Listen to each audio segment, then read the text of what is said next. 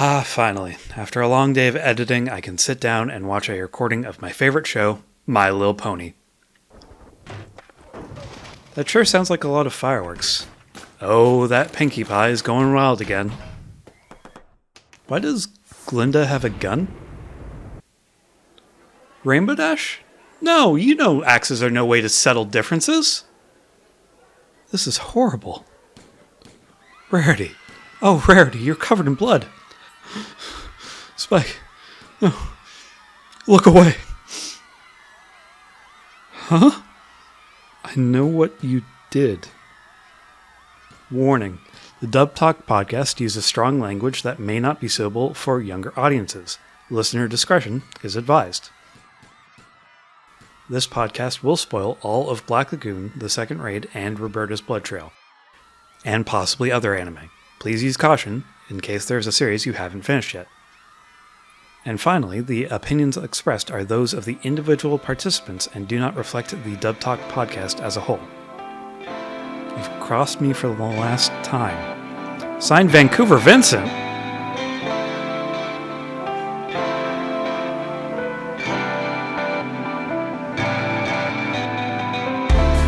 Welcome aboard, sailor. Grab your guns, get your gear, and get ready to raise some mayhem. Watch your mouth, but don't watch your fucking language on my watch. Our boat's on a one-way ticket to hell, and you're going down, why not bring some friends along? Actually, hell would be a kindness, because at least you'd be there faster. No, we're going somewhere even worse. Roanapur, the world's asshole. I'm the captain of your voyage, so listen to your good old pal Classy Spartan, or Andrew's fine, I'm not picky, and you might come home tonight without getting a new asshole torn open. Manning our cannons that all the bitches love, we got our Memphis Menace himself, Spaceman Hardy. Yar, I'm a pirate. That's the spirit. Checking our sonars, we've got the music-loving, lumberjack-wearing skeleton, Amon Duel. You know, Robert Duvall was right. Napalm does smell great in the morning. We also got our hacker man from the Great North, the nine-clawed tiger himself, Jackson. Do you quarrel, sir? We quarrel quite a bit. Remember, folks, don't touch his setup. He's watching multiple VTubers and giving half of his paycheck to all of his Oshis, or whatever the fuck you call them.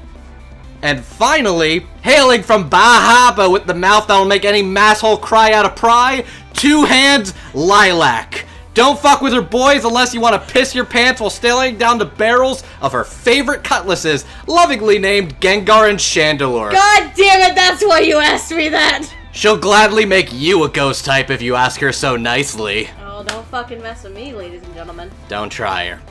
Now that you know our crew, now it's time to let you in on our job today. Dub Talk Company's next job. A classics job, if you will. Haven't seen one of those come down the pipeline in a while. This time, for an old favorite round the saloon, Black Lagoon. We're talking all of it, by the way. Season 1, Second Barrage, Roberta's Blood Trail. When I say all of it, I fucking mean all of it. So sit back, shut the fuck up, and enjoy the ride, jackasses. Or if you don't, why don't you get fucked? For those who cannot see anything, including the other gentleman in this call, when Andrew said the words "get fucked," he legit just flipped the bird. Like Rock does in, oh yeah, just like Rock fucking does in like the early episodes. Friends, this is one I've been wanting to do for a long time. This is one I've been trying to get back in the mood, in the spirit, to revisit. Because this is an old favorite of mine from probably like a decade ago now. More than that, friend. More than that. Honestly, you were probably too young to watch it, honestly. I probably was, but the reality is this. When it did hit Toonami was when it was on Adult Swim, and I was at least of age to buy M-rated games. You were old enough to be too young to be watching this show. I was old enough to be too young watching this show, but here's the thing about being young. When you're young, you hit that point where all the things that you shouldn't be watching seem really cool, desirable, and interesting. I hate to say this, Andrew. What? You were 10 years old when this show came out originally. When the show came out, but it wasn't... 2006, ladies and gentlemen. But I wasn't then when I first discovered this one in particular. I actually discovered it through the Toonami broadcast when it aired probably like 2014, 2015 or so, when it aired on the Adult Swim Toonami. I forgot it did, because it was not too long after Funimation rescued the show, I think, right? Sometime around then, but that's how I was first exposed to it myself, because back then, I really like stuff like that.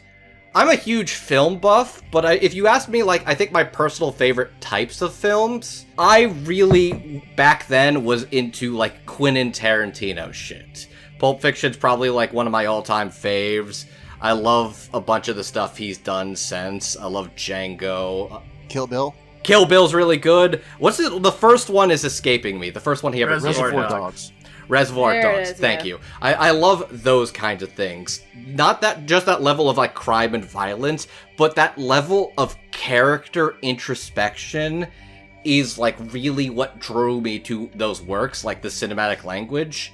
And that is what I fell in love with Black Lagoon. Not only just the fact that it's extremely, like, cool guy, fuck yeah, motherfucker, but also that it is so much character, so much depth, and so much, like, complexity over the course of all of these 29 episodes that this one has stuck with me for years.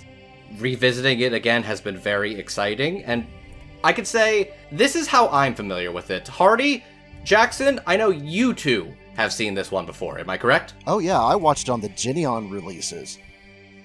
Oh, wow. Yeah. If I recall correctly, this was when I was a fledgling anime fan and doing all my anime homework. Oh, these are the shows you gotta check out, so watch this one in the college dorm room. The anime starter pack. Yeah, exactly. Fun fact, originally tonight, I was going to bring Steph as my witness and excuse for this one to be a classics because she had owned this series, but she had never actually seen this series, as you do when you own a lot of anime. It's very true. The only things I know about the show were pretty much fuck yeah motherfucker and all the fucking bitches and all the cursing and pretty much the meme, that fucking YouTube video where it's like every time they say the word fuck in that show. Yeah, the fucking short version. The fucking short version, By the way- yes. By the way, fun fact, watching it on Toonami, I used to be on this old, like, Toonami Fateful forum, where after every episode, I would literally keep a tally of how many times they got bleeped on television. Oh, yeah? Certain words got bleeped on television. I don't remember which episode had the most profanities, because that forum has since been deleted, but I think by the end of 24 episodes of the first 2 seasons, they didn't air Roberta's Blood Trail on Toonami. The bleep count came out to about 230. Jesus Sounds Christ. about right. I went and looked up that fucking short version in preparation for this. So the series itself, 259 F-bombs. And the Roberta's Blood Trail adds another 108. Jesus, in the span of 5 episodes alone, holy crap. Which was a video edited by our friend Noah Clue 10 years ago. What? Thanks, Noah. Yeah, No, Noah did the fucking short version for Roberta's Blood Trail. Oh my god, hang on. apparently he didn't know this. Oh my god! Jackson just pulled it up. I didn't! I've been didn't holding know on that. to this one for a couple weeks in I didn't know preparation. that! Oh my god, that's amazing. Love you, Noah. Noah, you've done a goddamn service. Well done, sir. Oh my fucking god. This reminds me of, like, wanting to go through all the deaths of the Team 4-Star Soul Silver Nuzlocke compilation on YouTube and realizing, hey, who posted this video? Oh, our buddy Crimson Echidna. Fucking But A. anyway, I know I'm not the only person who hasn't seen this show, actually, before. Isn't that right, Amon? Yeah, no, I saw like 2 episodes of this in college and thought, this looks fun, and then we proceeded to never watch it ever again, and I'm lazy, and there's a lot of anime. It's true, there's too much. As soon as you brought up in a passing conversation that, I think it was maybe even after another recording, you're like, oh, I never actually seen this show. I was like, excuse me? Amon, I've gotten a good feel of what your brand of bullshit is. Oh, this is so your brand. Get the fuck aboard. To be fair, I feel good about my decisions because I feel like I enjoy the show a lot more having watched it now than if I would have watched it in college for reasons that I may or may not get into depending on if I remember. So, I'm happy. That's completely fair. So, now that we've got that introduction out of the way, let me introduce you to a little bit about what Black Lagoon is about, courtesy of the Funimation Blu-ray. Rokuro was an ordinary Japanese businessman, a suit hired to entertain corporate high rollers and serve as a whipping boy for the big bosses with the real juice. A mission to deliver a mysterious disc to the deadly waters east of China seemed like his big break, but some things just weren't meant to be. A ruthless gang of mercenaries, fronted by a gunslinging femme fatale in scandalously short shorts, kidnapped Rokuro and held him for ransom. When his company refused to pay, he became their property. To survive, he was forced to reinvent himself as Rock, the brains behind the beauty and brawn of Black Lagoon, the most cutthroat crew of mercs ever to hustle the mean streets of Roanapur. A nightmare of Metropolis where the bad guys are really bad and your friends might be even worse. Rock is just a poor sap. Is he, though? Well, by the time we get through Roberta's blood trail, is he, though, is a good question. He was showing side prior to that, but you know what? No, but he goes full force in Roberta's blood trail. But anyway. So this is the kind of thing that I feel like back in high school, I was looking for things that were a little edgy, but I wasn't quite full on how do you describe it? Teenage, Hot Topic revenge fantasy kind of bullshit. I wasn't that. I was I want the adult stuff, but I kind of want something that's got a little juice to it, too. You were part of the audience of, in the 80s, they would put nudity in OVAs ostensibly to attract adults, but it was really just to attract horny teenagers who could buy this with a fake ID. Kind of, yeah. Perhaps I was maybe lying to myself where it's I had a little bit of that, I want to see that adult shit, but at the same time, even back then, I was oh, this one's something special. And you know what's been fun? Having an excuse to finally look into this dub. Because I knew some things about this dub. Let me tell you folks, this is the most I feel like I've learned stuff going through a dub talk for prep before. So let's talk about our ADR director and our scriptwriters for this series. This is my first time hosting a Canadian dub, courtesy of our friends at Ocean Studios. Oh, Canada! I don't know the rest of it outside of that. Sorry. I'm sorry if I offended you, Jackson. Well, you didn't sing it in French, so there's your problem right there. Oh, there's oh no, I apologize for my transgressions. We're not going to get into heated territories from this discussion. No, we're gonna upset people from Quebec. That's what we're gonna do. Quebec. Quebecois. What the fuck is that? It's Quebecers for the English-speaking people in Quebec, and it's Quebecois for the French people in Quebec. See? Quebecois? See, I knew what I was talking about. Oh, I Anyways, know that. so... And I took French in high school. See, it's good we're doing this episode because now we can qualify to be broadcast on the CN for the Canadian Yeah, we now fulfill CanCon. Yeah, we have 2% authentic Canadian content. Which has become more important because Canada has passed a bill on the internet for CanCon. Shit's fucked. Carrying on. Great! Alright, after we're done recording, please attempt to explain how you enforce that to me. I'm very curious. Anyhow. I'd also like to know. You don't. And you know what? Tonight we're riding the high seas of the pirate's life, so you know what? Fuck it. So, our ADR director for both the dub of Black Lagoon and Roberta's Blood Trail is one James Corrigal. Being the scriptwriter for seasons 1 and 2 is Stephen Headley. And being the scriptwriter for Roberta's Blood Trail is Mike Bridges.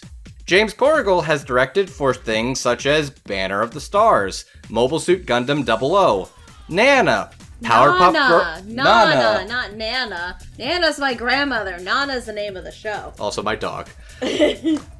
Nana, Nana. Powerpuff Girls Z, and Sonic Prime, the new Sonic series on Netflix. Okay. Stephen Headley has written for things such as Kurizuka, The Law of Ueki, and the first 19 episodes of Death Note. Mike Bridges has written for Hikaru no Go, Infinite Revius, Mobile Suit Gundam 00, Mobile Suit Zeta Gundam, and the first Canadian dub season of Shakugan no Shana. So, I'm okay with tonight going a little bit around the drinking table and just kind of letting the shots go for shot. Everybody just shout out, put the knives on the table so we can have tonight's conversation be nice and civil. And if anybody's got a problem with anybody, we can take it out back like the Cowboys did. So is this that whole meeting thing with, like, fucking Balalaika and all the other gangs over Wanapur? It's all the triads meeting together. Yeah, thank you. It's civil, but you can tell there's a little bit of hostility underneath. Oh boy. All right, gentlemen, who likes to start us off tonight? I will say this. You could not get away with this script in this day and age. Absolutely not. Absolutely not. Because of some of the slurs that they throw around occasionally, it is very much a product of its time. That having been said, it has some of the best dubbed one-liners I think I've ever heard, and I want to think that some of these were ad-libbed by the dub crew, and when they zing, they really zing. Oh, man. Yeah. Everything just fleshes so well around the acting of our main crew. And there are some... We will get to these later, but there are some choices in stereotyping certain performances. That was the case back then, and I think it works. You could not get away with it in this day and age. I also think Absolutely not. some of those accents are definitely the biggest thing that ages this as a thing from like the 2000s. But I definitely agree with you there. I feel like this is the kind of show that if you tried to PG-13 this, it wouldn't hit as hard. There are shows and there are IPs where trying to play the PG-13 rating works to the benefit of the project and the dub as a whole. It would absolutely not have made Black Lagoon sing as well as it does. And I feel like that is truly what has made it survive the test of time. Yeah, I'm just digging up some of the one-liners that Andrew wrote down for shits and giggles, and a few gems from the latter episodes of the show. Your breath stinks like you've been sucking cock. This ain't no fucking J-pop. Better start running because the boogeyman is coming to eat you up. And I think probably his favorite. I make it a point to never fuck assholes or pussies. That was just from, like, the Yakuza arc in and of itself. There's so many good zingers, and frankly, too many to even write down, because a lot of it is just the dynamic, angry, volatile, crude, and crass chemistry that these characters make. Mm-hmm. The script itself is like, fuck yeah, motherfucker, and it knows it. The script itself knows what this show is, and approached it in a very, very fun way. Because you're taking a world that is filled with, like, gangsters, mobs, like a gangster mobster kind of deal. Because you have triads like the fucking cartel, and, like, Balalaika's group with the Russians. You have these various groups, you make them distinct from each other, which is good. But also, the show knows what it is. It's not gonna be all goody two-shoes, sunshine and rainbows, and I think the script reflects that. I do agree with Hardy that there are a few pieces in here that would not work if this was a show that was produced and done in today's day and age. 100%. That being said, but it's still a lot of fun. There are lines that are still timeless, such as, besides, I'm Jewish, fuck the Nazis is a family creed. I knew you would love that one. I forgot that. Truly an all-timer. Mm-hmm. It's an all-timer, and it's never not going to be an all-timer. The shit Revy alone says just lives in my head rent-free. It's great. I think Revy has sexual tension with maybe every single character in the show. Some it's stronger than others. She has sexual tension with every single character that could potentially kick her ass, or she wants to fight. Oh my god, she's like Hisoka. She's fight sexual. No.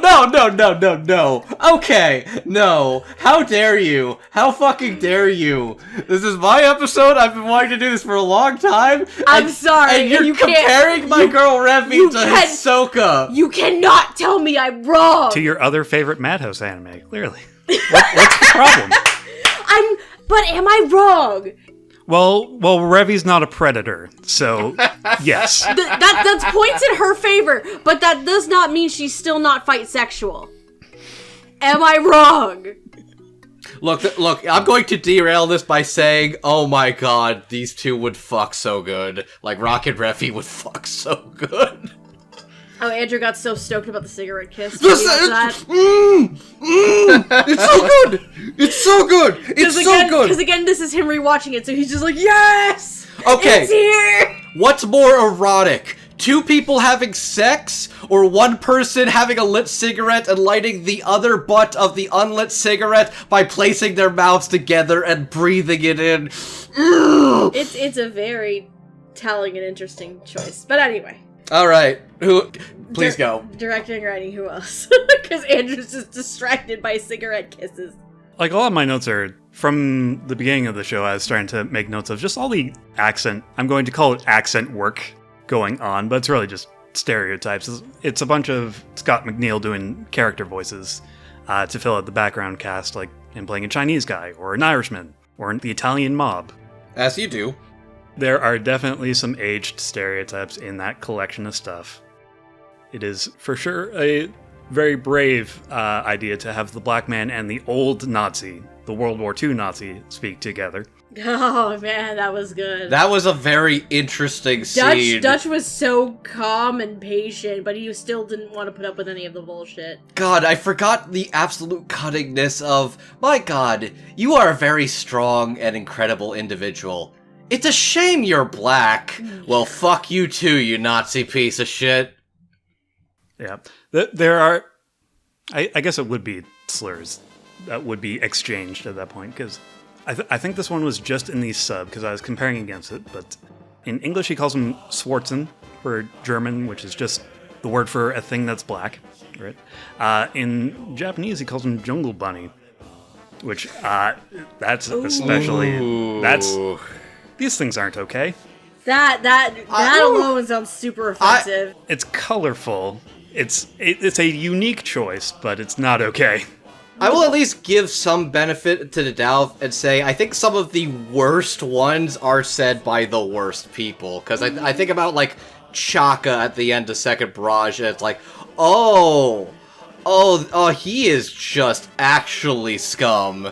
So that makes when his fate is finally met all the more satisfying. Oh, there's some usage in here that is very much in the line of like, you're watching a 1970s blaxploitation movie, and we need to really emphasize who the scummy white people are. Oh, look, a convenient word that can call the protagonist. How useful.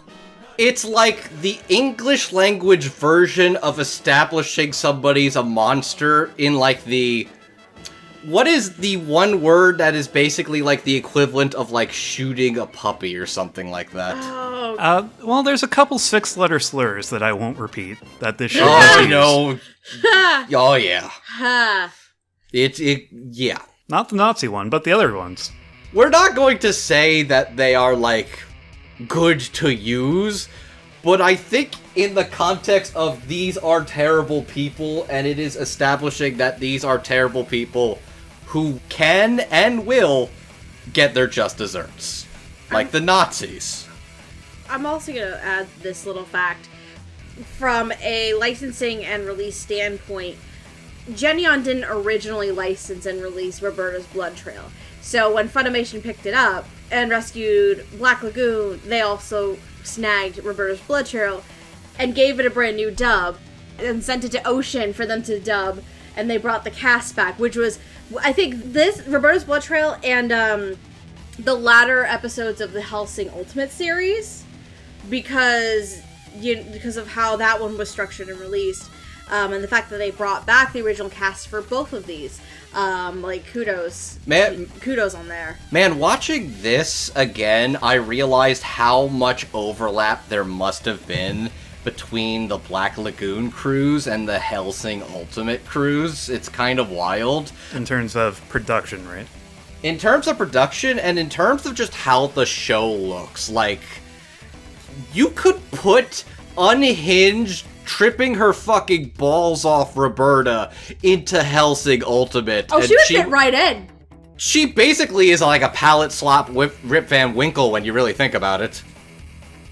I have some more ADR points as well.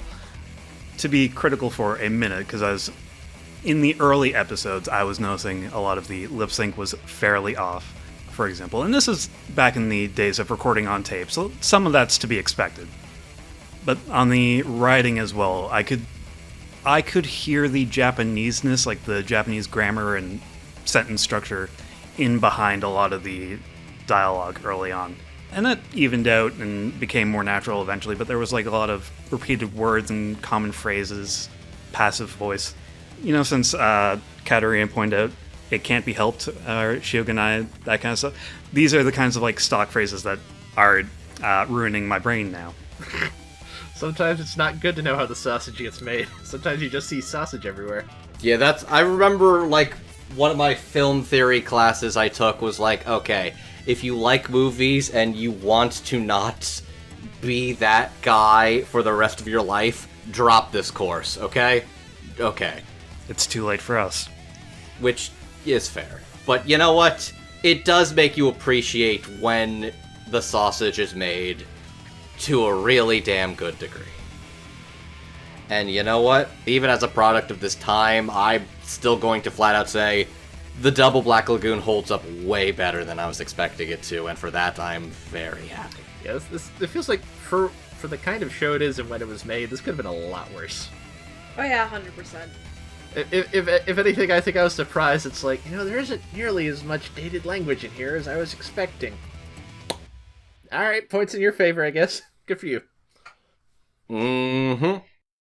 This is one of the most, like, foul-mouthed, colorful English scripts I've ever heard, and my god, the cast is... Honestly, genuinely, these are some of, like, the best performances I've ever heard. Some of them I remember, like, being really good, but a couple characters I either forgot about or didn't give as much time of day to really, like, sing their praises as I did this time, because there's a couple in here that are, like, some real all-timers. And let me tell you, folks, as we're going through tonight, I want you to know the majority of the people we're going to be talking about have either voiced your childhood or your ex-brony obsession that you're too afraid to talk about or repressed.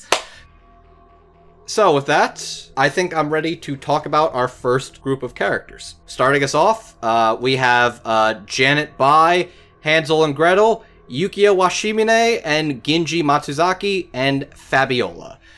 Janet is somebody who is making fake money that gets in real deep shit, and then everybody puts a bounty on her, and then she shags Benny. Yes, she does. Hansel and Gretel are very upsetting. Extremely upsetting. They are, forgotten Romanian orphans that were effectively put into the market of perverts, pornographers, and snuff filmmakers and turned them into psychotic, dissociative, identity disordered, psycho murderers who hate and hate some more. Yukio is a head of a failing Yakuza group who decides to take up the mantle because the council will only accept a blood relative, and Ginji is her manslayer who is loyal to her to a fault, and Fabiola is the Lovelace family's new maid, courtesy of Roberta's blood trail. Hardy, I remember when we were discussing this, you asked me to mention one of two things. One, I was not able to put down a lot of credits for Barbie, because a lot of these people have done stuff like Barbie and, like, Lego stuff, but I'm not as familiar with those. The Canadian voice actor industry is a lot of children's cartoons. It's a lot of children's cartoons. I lost my mind over some of these, but what I will promise you is anytime I found somebody was in My Little Pony, they will come up. So, starting us off, Janet Bai is played by one Kelly Sheridan, who has played characters like Leona in Dragon Quest: The Adventures of Dai. Nana Komatsu, aka Hachi in Nana. Shino Nanao in Dot Hack Roots. Starlight Glimmer, among many other additional ponies, in My Little Pony: Friendship is Magic. And probably even more famous than that, Sango in Inuyasha. Hansel, the masculine one, is Ashley Ball, who has played Layla Serizawa in Nana. Yukari Hirai in Shakugan no Shana Season 1. Mary Test in Johnny Test. Miles per hour, aka Tails, in Sonic Pride. And both, yes both, Rainbow Dash and Applejack in My Little Pony: Friendship is Magic. Gretel is played by one Jocelyn Lowen, who has played Milfu Sakuraba in Galaxy Angel. Penelope in Hamtaro. I discovered a lot more Hamtaro voice actors in this than I was expecting.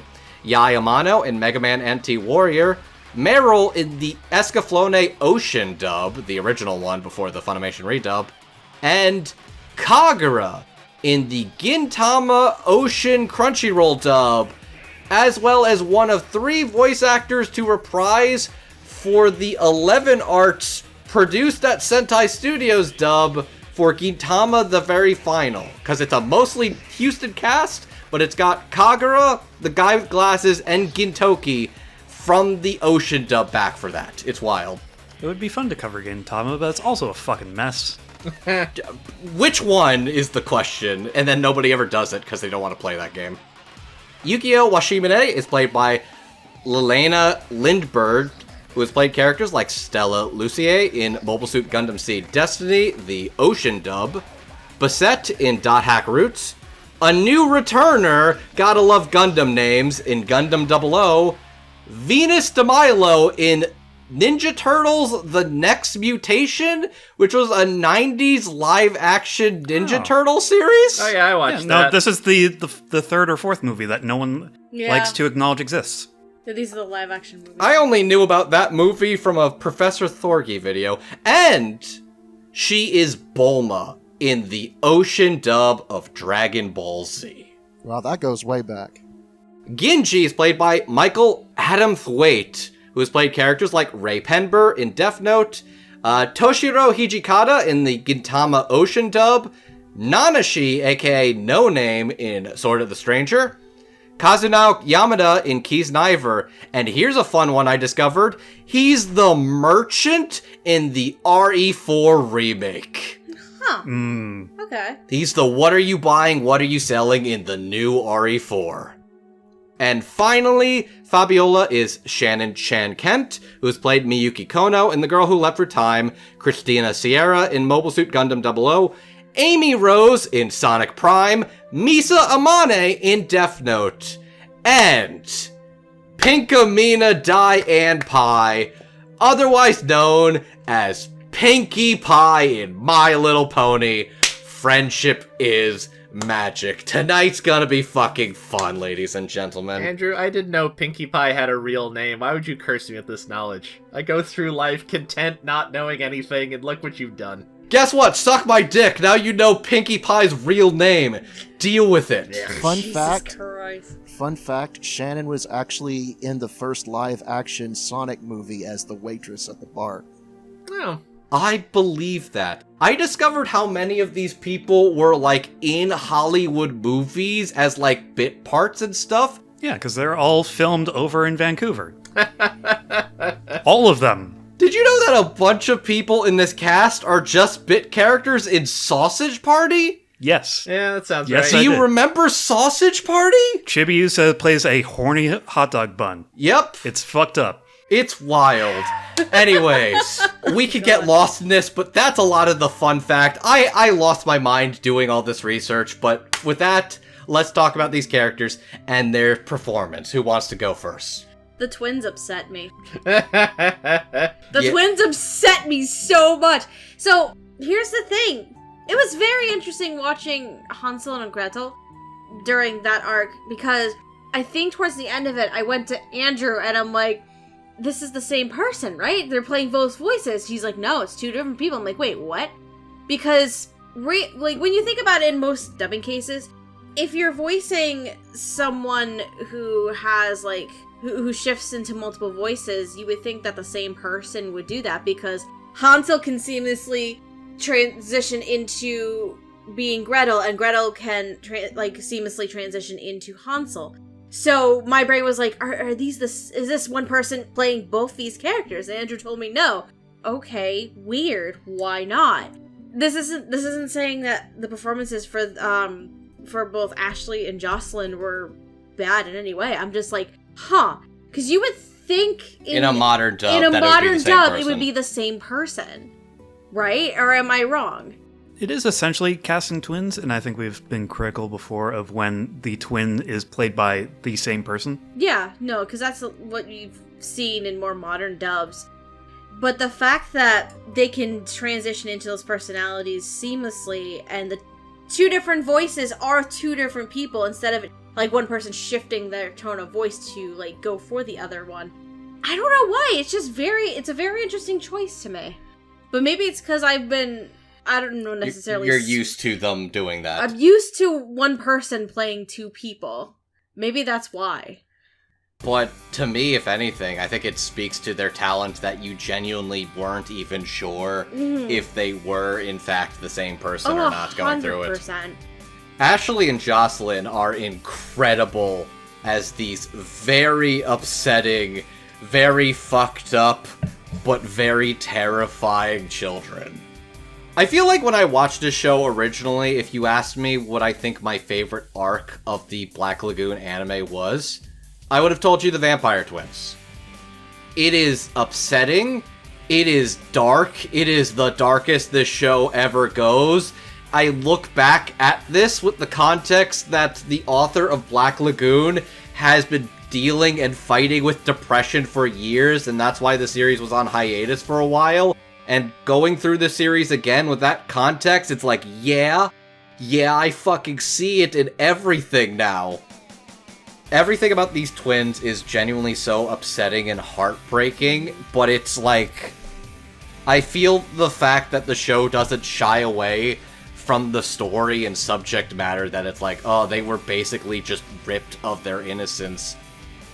Alright, I'm going to play a card. I get one free card I can play. The political card. Great. Why? Because their whole story is that they were brought up in like a regime that basically banned abortion because it effectively wanted a forever giant workforce of disposable, expendable people. But once that regime was overturned, once the policy was gone, the children that were abandoned are still there, and there's something as cruel and damning as it's not about protecting the life that is born, because after they're born, you're basically telling them to get bent, and that's kind of what happens to both Hansel and Gretel, or Bartolomeo and Sotomea, is that how they say it? Yeah, the words for brother and sister. Yeah. Oh, is that what it is, brother and sister? But everything about them is like hyper-violent, psychosexual in a way that it's like the sheer act of kindness to them, like when even shown just the littlest bit of kindness and sympathy from them, the fact that like what is presumably Gretel sees the kindness she is given from Rock, and it's like, that's very nice of you, mister. Here, let me show you something cool, and just like exposes herself, and he's just absolutely like sickened and disgusted that this is what happened to these kids, and it breaks your heart. Ashley and Jocelyn are so fucking good and so upsetting. Everything about these kids is upsetting, and the world of Midnight Song breaks my heart every time. Like, it made me cry when I first watched it. It's still... I think I can tell you my favorite moments with these two characters involve their deaths. Because with Hansel, but dear sweet Lord Balalaika was scary. that point. And I think the performance between Balalaika as well as Ashley, like, really sold that scene for me. But I think the more gut-wrenching one was definitely Gretel.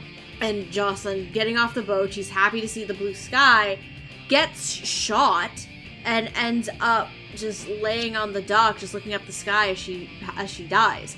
Jesus, it was a gut punch. And then Rock's reaction, don't get a tarp, let's just let her look at the sky. Because all she saw was a gray, cloudy sky Yeah. and walls the eye could see. Yep. And also, just the kid's dying breath is like, they fucked with the wrong person. And I want to give them a plaque that says something like, achievements in playing upsetting twins. Yeah, 100%. Also, Andrew, you've reminded me of something I realized while I was watching this, which is that I've seen 2 anime that are about, like, small-scale long-term effects of the Soviet Union imploding. And it's not weird there are 2 of them, but it is weird that the 2 of them are Black Lagoon and Monster, which are not really series I think about in the same context that often. Yep. it's a small world, Isn't after it? all. Netflix released the fucking English dub of Monster. I know it's a pain in the ass to figure out, but please do it. Also, I don't credit a lot of them, because I wasn't sure if they were one-off characters or not. Hardy, I just wanted to mention doing a lot of research. It was fun discovering how many people in this were in the Master Keaton dub. Oh, yeah. Yeah, I think Ted Cole shows up as a few background characters, especially in the Yakuza arc a few times. I can believe that, yeah. Yeah, I don't have too much to say on the twins. Like, they're not terribly convincing as children, the child voices that they're going with, but they get across a creepy well enough just because they're so detached from the violence that's going on around them. Like, she's got a fucking, like, machine gun that is just mowing down people and just has the little, like, teddy bear keychain on it. They're essentially playing a game. Mm-hmm. At one point, they disguise another child as them, a little street rat that they paid off and sent to their death. And they're like, oh, I feel bad. Oh well, sucks to suck. Sucks to suck! Yeah, the fact that they switch between who gets to play the brother and who gets to play the sister constantly. That has some implications of what they've been through. Oh, I feel like I remembered it being explicitly said, but I think that was more inferred in the subtext than I remembered it. I don't think I recalled the snuff angle to this child sex trafficking plot. Yeah, it's an important angle to it, because that's how they got in this. Like, there's something very upsetting how they go to the guy who runs, like, the strip club, where Balalaika's like, I asked him to look up kitty snuff films from Romanian twins, and I got, like, 230 results, and I watched it all for 2 days to find what I was looking for. And I'm like, Jesus fucking Christ. And all of this started because the twins were hired for money to go off Balalaika, Yeah. and it set off her clapback that went totally scorched earth. Because they killed her men. Yeah, those are highly trained soldiers, and each one of them is a valuable resource, and a comrade, etc., etc. I will say this. I will say this about Ashley Ball. She is hit or miss for me, because a lot of the times her voice will crack on certain characters, and it just drives me up a wall. It hits my my misophonia really bad. I didn't hear it from her this time, so that's a plus. Well, that's good. That's impressive, especially considering, like, the dichotomy that is these characters flip-flopping between each other. Yeah, I think she also played Yukio's classmate in the Yakuza arc as well. Yeah, she did. The one that was complaining about her mom getting on her butt about stuff. Right. And then Yukio does the whole, like, your mom just really cares about you. Live a good life. Your problems are so minor compared to mine. And then here comes Genji with rolling up with the squad to pick up Yukio and basically traumatizing that girl. You know what? I was gonna go into Janet, but fuck it, we're here. Let's go down to Yakuza Town, everybody. Oh boy. Or as they call it, Kabukicho. I'm at this point where I recognize the Kabukicho, like, sign as you enter the town now in anime. I've learned, see, case in point, me feel like I can appreciate this more, I've played like 8 Yakuza games since the last time I tried to watch this. I highly recommend it. You'll know so much more about this arc. I guess I would start with Genji of the two, which you can tell something's going to end in a tragedy when they're out of the game and they're hired on or they come back for one last job. He was 2 days away from retirement. He was out, and they pulled him back in. We're back in. Never hire Russians. Never hire Russians for your community squabbles. No, it's not never hire Russians. Just don't hire Balalaika. Never, Balalaika's a different breed, Andrew. never hire Soviet war fetishists. That's gonna end badly for everybody.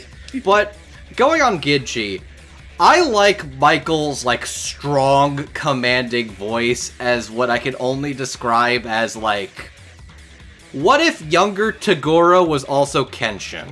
I look at him and he literally just looks like Toguro from Yu Yu Hakusho to me. And I don't know if anybody else sees that or if that's just me. No, it's the sunglasses. He definitely feels and like the coat. when they go to Japan, they are running into different genre stereotypes. But Michael has this really cool, strong commandingness to him. But you also see when the mask does slip off at the end when he finally gets the showdown. And it's you can see the joy and revelry he has in the violence. That for a moment he forgets his duty, he forgets his loyalty to Yukio, and it's just I'm gonna take this dance to hell, and I want to dance it with you, partner. At some point, I forget what the line is, but it's something like, you have the same smell of death about you that I do. It's very much game recognized game when he meets Revi. Also, he does the thing! He does He does a lot of things. What thing we talking about? It's probably the part that makes Revi a little wet. Is when he cuts the bullet in half. For lack of better phrasing, no. but yeah, you're correct. Okay, if Jackson didn't say Sorry, more than a little wet. Okay, if Jackson didn't say it, I would have. There's no other way to describe it other than, And you're telling me that my comment about Revi being fight bisexual sexual, is incorrect. Yes, your point has been made. Thank you. See, the problem was you compared him to a pedophile with a gloating penis. That's the difference. So, yeah. I'm just talking about Hisoka's love of kicking everybody's asses because it gets him off. That's it. No. Just because you're correct doesn't mean you're right. Jeez. But no, I really like Michael in particular. I think he's got a very strong voice as Genji. And then, Yukio. Everything about Yukio is equally as upsetting, but for different reasons than the twins. She gets in over her head.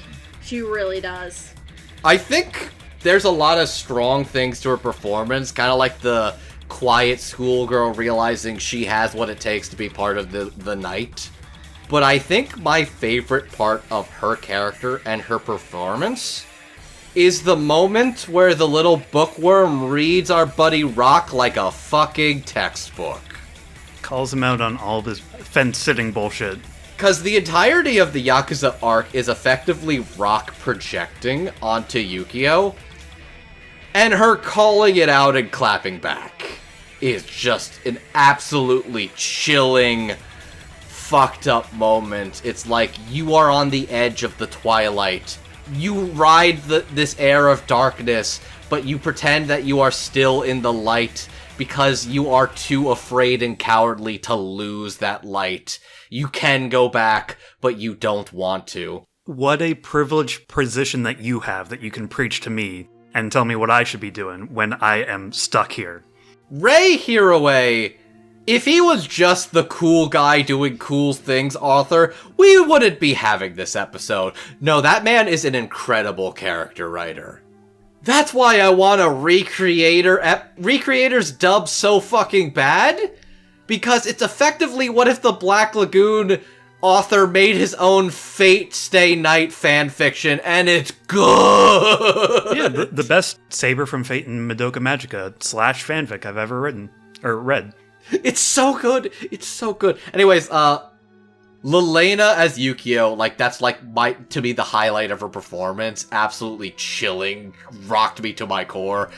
this schoolgirl who's way in over her head, and then has the tragic Shakespearean end to it all. It just so good, so good.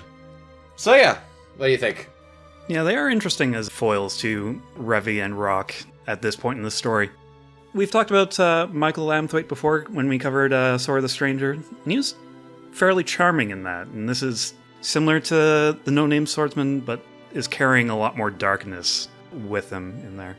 Yukiko's definitely an interesting character for the reasons we've talked about. I wasn't super impressed by the voice acting on this, but it was, I'm going to say serviceable and totally fine for the majority of it. That's fair. Yeah. The cut in the bull and shit was cool as hell. Also, Chaka's end was very cathartic. Yeah, fuck that dude. Yeah, fuck that dude. Fuck that guy. Cut He's the worst. cut his hands off and make him drown. Threw him in a pool while he can't swim, and just to be sure, just put your sheath over him and hold him down underwater. Yeah, make sure he can't get out of the pool. It's fine. Chaka has... He had it coming. I'm gonna tell on myself for a second, but fuck it, we all know what we're about here tonight. Chaka's got the energy of that guy who, like, fucks somebody's girlfriend in that dojin and has all the gross tags that you try to avoid in it. He's that guy in those dojins. And Revy's having none of that. Nobody is impressed by his bullshit. And that upsets him, which is why he goes on a murder spree / sexual violence spree. Shit's bleak, man. I like I do like Michael Adamthwaite's voice, but that's just in general. He gets to play this great big old dude. Yeah, it's pretty good. They both turn in really good performances. Like, this is a... my understanding is, if you read the manga, this arc comes later in the story, but they clearly pulled it up here because they realized this would be a really good ending for what Reverse Blood Trail Side ended up being like the end of the anime. They're really good, and this actually feels like a good example of what I was talking about, how I'm happy I watched this now and not when I was younger. Because to take you on a little tangent, when I first saw this in college, like, I enjoyed, like, the handful of episodes I saw, but I was like, what's with this fucking ending? Like, it's just sad, tuneless dirge while Revy's walking on a beach. Like, what's the point here? And then I saw a lot of Asian action movies that have very unambiguously, like, just sad, bleak, no one gets what they want endings, and I was like, Oh, I get it now. Oh, okay. It's that one scene from It's Always Sunny with Danny DeVito. Oh my god. I get it now. If you excuse me for spoiling a movie that's literally as old as I am, there is a John Woo movie I like called The Killer.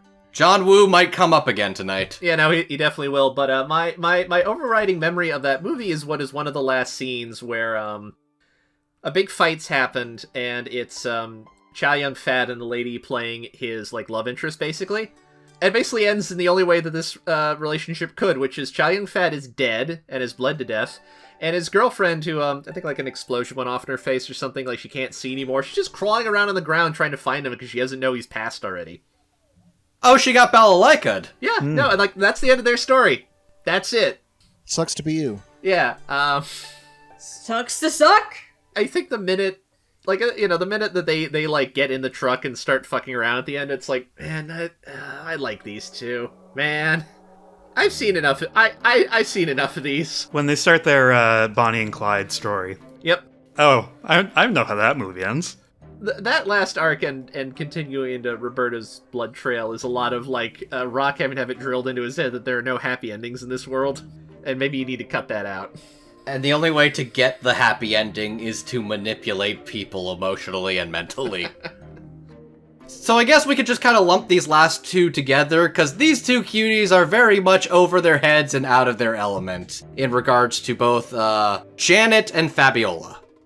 Oh, Janet gets in way over her goddamn head. Are you kidding me? Oh, she's a girl that you can tell, like, she's part of the crime world, but she's like the IT team. She's not really about the guns and violence, but she's also like, ah, shit, I want to do my job good. It's not my fault. You're a bunch of filthy plebeians who don't see the quality of my work. I'm an artiste. Yep. I is artiste. good art takes time.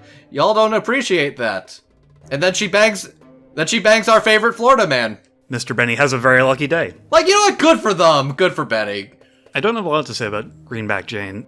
It's the most light-hearted part of the show, which is a weird thing to say when they introduce a bunch of psycho bounty hunters that are killers and maimers and body disposal people. Like, it is the arc that is definitely... It is the needed breather after everything with the twins. Because they introduce a bunch of weird, colorful characters, some that are going to be mainstays and very popular, like Sawyer the Cleaner and the fucking edgelord Chuny guy, as well as the one-offs who make their time last, like the guy I just call anime Hank Hill. Yeah, the guy that killed his wife. Now that's not accurate because that guy can't drink. You know Hank can't go a day without his Alamo beer. If Hank had his beer and a fucking flamethrower like that, he could really show how good his propane is to a new demographic of people. Are you insinuating that Peggy burnt for like 5 minutes? And it was the cleanest burn anyone had ever seen. Takes the meat, not the heat. I've actually compared Kelly Sheridan a lot in the past to the Canadian Carly Walgren. Oh yeah, I remember you saying that before. I can hear it. But anyways, her arc was very welcome addition to the sort of bleak arcs that both precede and follow it. But yeah, the Greenback Jane arc was fun, and I think Kelly Sheridan played her character very well. We got a few upskirt shots, which is always nice. Fan service in this show? It's more common than you think. It's more likely than you think. Yes. Oh, I did have one line in there. Because this is where the silly Florida men come in from out of town, and they get in over their head because this is Roranapur. The fucking bounty. And they've got a bunch of bounty hunters. And there's the guy in his hospital bed after getting beat up who's like, I'm going back to civilized Florida. Yeah! Oh, the fucking bounty hunters got pissed because all they were gonna get was like what, $1,000 for they're like, do you know where the fuck we are, mate? So like, what the fuck are you talking about, bro? Like, do you know how this works You around stupid here? Americans. That's not how shit works here. Stupid Floridians. You don't fucking understand how this works. That was very funny. No, I think that arc is very fun and delightful, even if I don't have a lot to say about Jane. She's got a good presence and chemistry with characters when she's there. Thank God this did come up. This arc did happen after the upsetting thing that was the twins. You need a little breather every now and then, and that was the arc that really established Revy and Ada's romance. Fucking Ada. Where I personally had the discussion on here where I think Revy and Ada have fucked. Not because they were horny, but because they needed to prove which one was the top, and the results were inconclusive. Yeah, Ada looks good out of the nun uniform. Oh god, yes, she looks like just huge balloons on her. God, the girls in the show are really hot. With huge tracts of land. That tank top is not helping. But also there's some cuties too. Including Fabiola, which... she is a delight in the show. Like, she's a new addition for Blood Trail, but god, she's a delightful addition, especially when she's bouncing off of Garcia, and especially when she tussles with Revy. Yeah, because she tussles with Revy, and the thing that's great about a lot of these characters is that a lot of these characters are interesting, but they're also full of their own bullshit.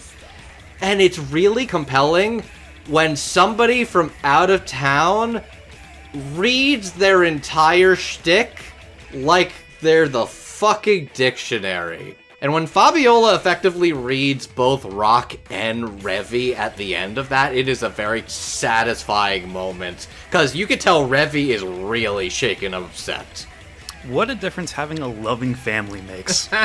What a difference having a loving family makes. Fuck it, like you could tell that's the one that really pissed her off. Like I was just saying with the outer towner Florida men who get in over their heads, Fabiola comes in and holds her own against the city of Roranapur.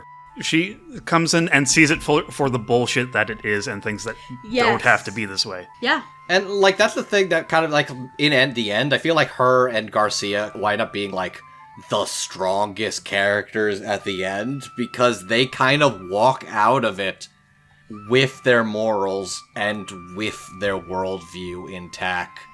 And all of their limbs, too. And, okay, all of their limbs, not necessarily Roberta's. We'll get to that.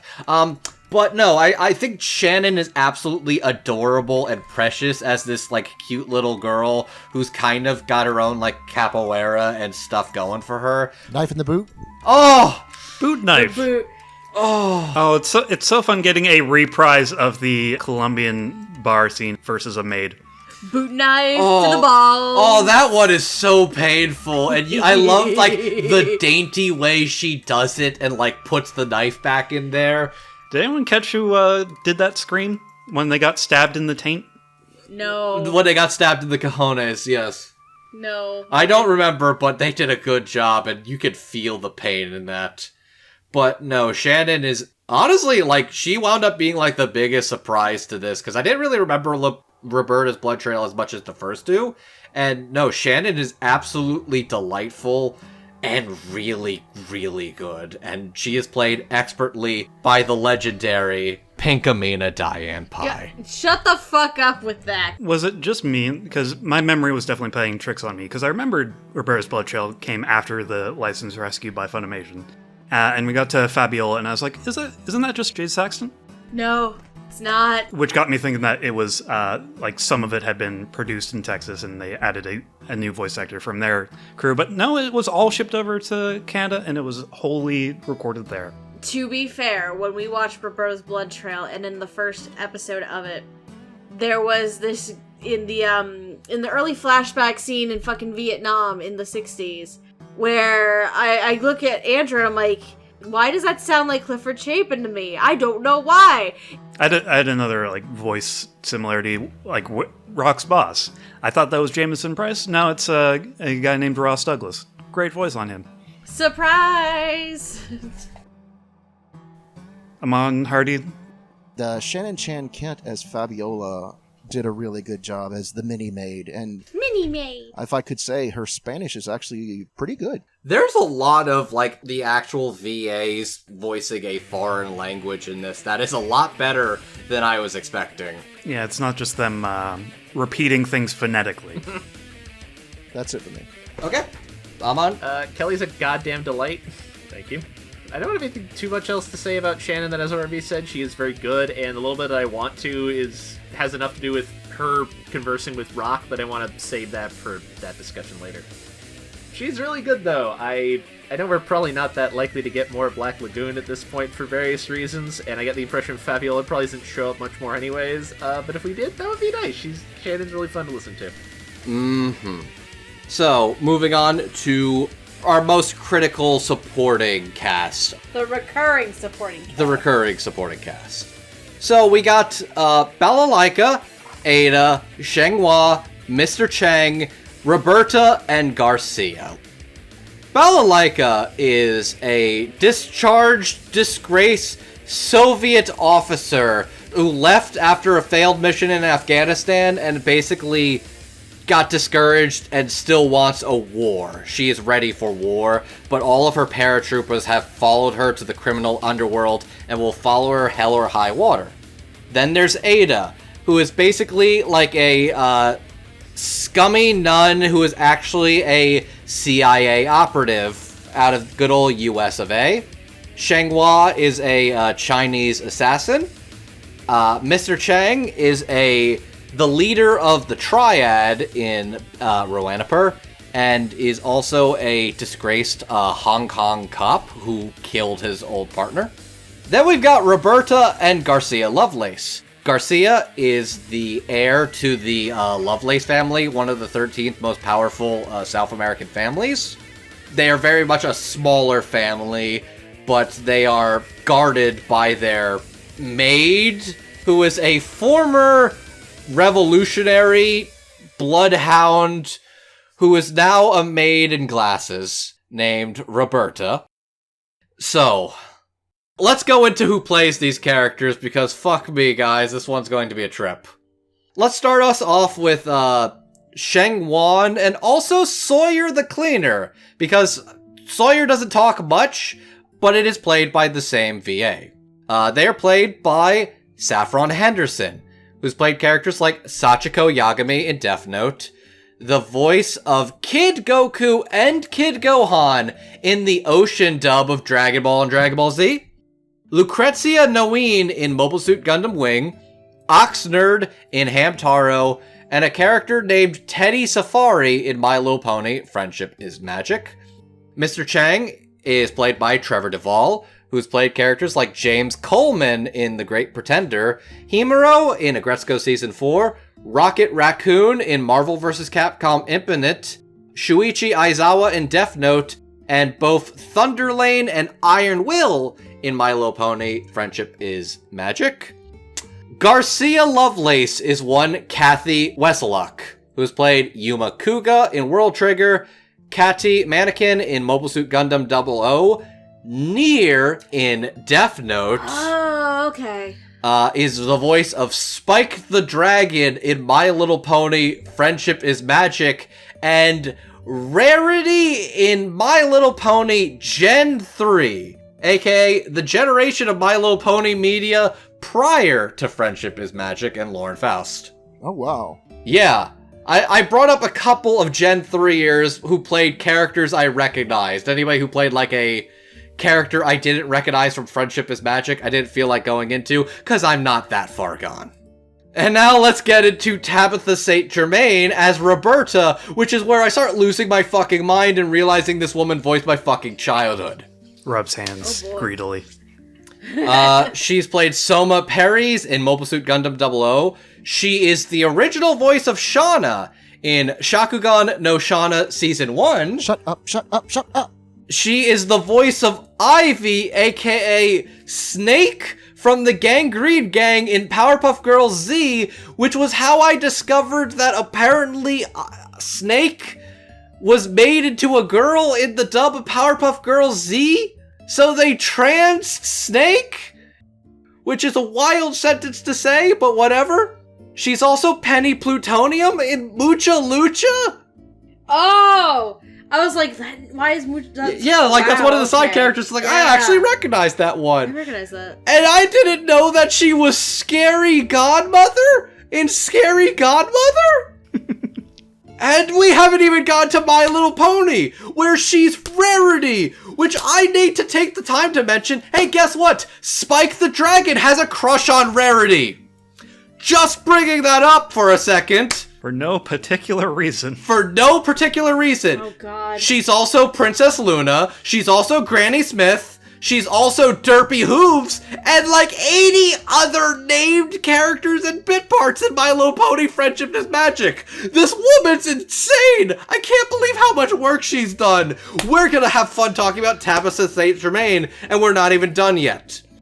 Ada is one Lisa Ann Belly, who has played Hallie Lindner in Death Note, Kat Ryan and Matt Steele, Shishomaru's mom in Inuyasha The Final Act, Sumeragi Lee Noriega in Mobile Suit Gundam 00, and Relina Darlian, which, is that the one who invites him to the party? Is it from one of these characters? From Gundam Wing? Yes! Yes. Yes, That's really this is...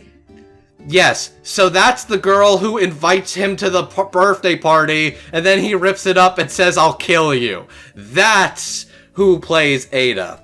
Okay.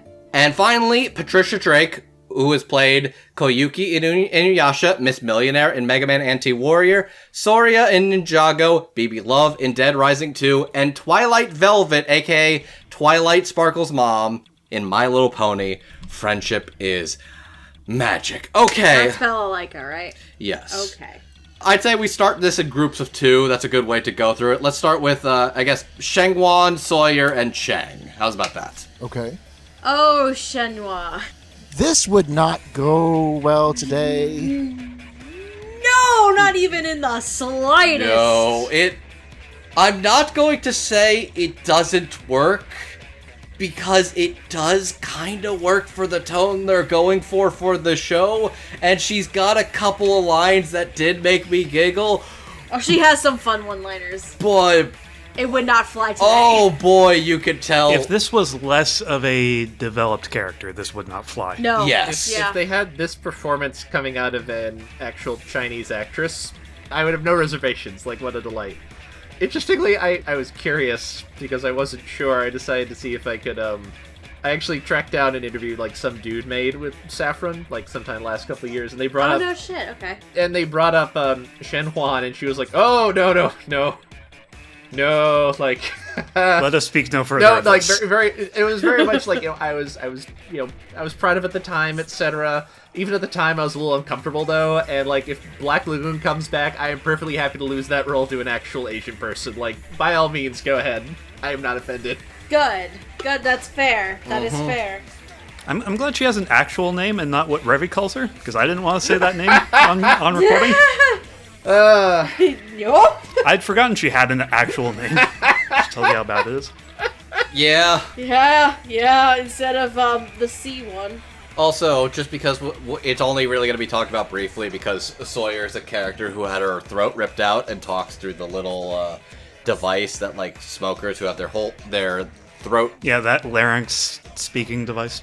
It may surprise you all to know that Sawyer is in fact a very popular character. That doesn't surprise me in the least bit. The awkward goth girl who in fact kills people with a giant chainsaw?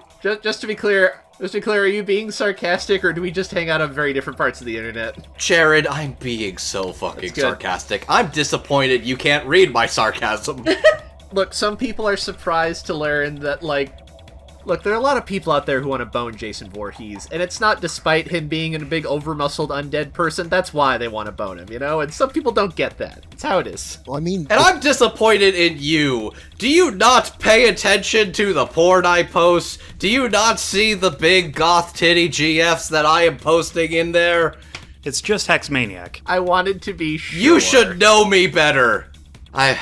I'm offended for you as my friend. That you My didn't apologies know. for underestimating you. before Amon can point it out, the little dance she does after she loses her mic is the same dance as Leatherface from the Texas Chainsaw Massacre. Oh, really? Is it really? Yeah. That's interesting. That's a fun little Easter egg. So people with chainsaws communicate they're frustrated.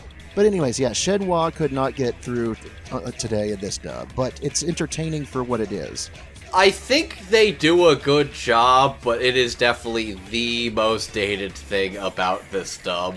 And it's not for lack of talent, it's just for the choice that was made. Yeah, you could do a version of this character very easily. It's a femme fatale with knives in a Chinese dress. That's easy. That's It's easy so points. easy to make that work. It's just that level of like, To be fair, she did have broken English in the manga as well. So, that is accurate. it is not inaccurate. It is just a choice. A choice I don't think any of us would want to make in year of our current year. Not in a post everything everywhere all at once world. We've seen how to do this properly. Can I will just- say, if there is... Yeah, sorry. No, go ahead.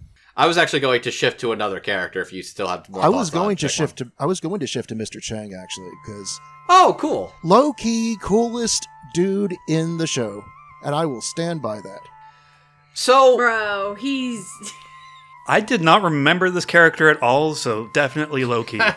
I think that was the biggest thing, is that when I was looking through this, I was like, okay, how important is Mr. Chang? Okay, he might be a little runs this important. shit. He and then runs this fucking he shit. literally runs this shit, and the subplot of the entirety of Roberta's blood trail is that Rock wants to shove it in his fucking face. Yeah.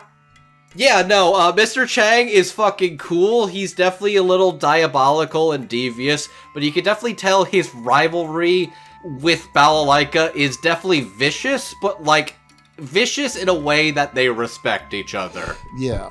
Basically, he is every Chow Yun Fat character from any given John Woo movie. That's literally who he's based off of. He's that one gif of Chow Yun Fat lighting a cigar off of a lit dollar bill or whatever. And doves are in the background. Yeah. Oh god, we'll get to the dove feather imagery in a bit. You know he's a cool badass because Revi's got like a schoolgirl crush on him when they get to team up. I was like, oh man, we get to do the thing. Oh, you get to do the thing with the 2 guns, and We get to stand back to back and be badasses? Kill guys in a hallway? This is the best day ever. You can tell she's got like her own like hot or not list in her head when it comes to like the people she interacts with. Yeah, and Trevor gives him a great voice. He sounds very cool and in control at all times. In fact, I may be wrong on this, and while Mr. Chang does curse, I don't think he ever drops an F-bomb. No, He is restrained because I guess in a way that's almost like him showing how confident and in control he thinks he is. Yeah. I would believe it. He lets that slip a little bit when he's talking to his backers from the CIA, just because they have him by the balls. Yeah, Right. which that's a fun reveal where it's like, oh, you are strong and in control because we make you look strong and in control, and he doesn't like that. Yeah, no, he's not the biggest fan of that. Something, follow the money. Pretty much. But man, this was a character I did forget about a little, not because he isn't cool and important, but because... Let's put it like this, the show is dominated by how hot, scary, and fucking cool all the ladies are in this.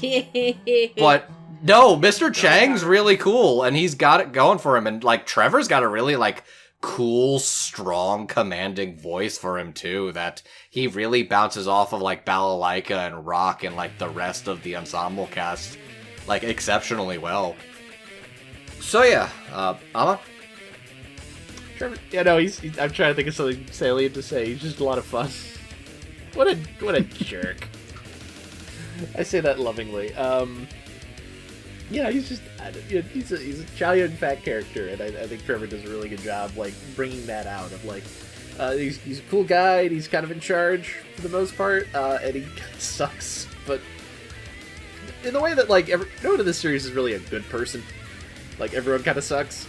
No. And that's kind of great. That's one of the great things about it. And, Mr. Chang falls right into that. And I think Trevor helps bring that out. Like, he is likably awful a lot of the time. I appreciate that. He's awful in the way that would make him a good politician.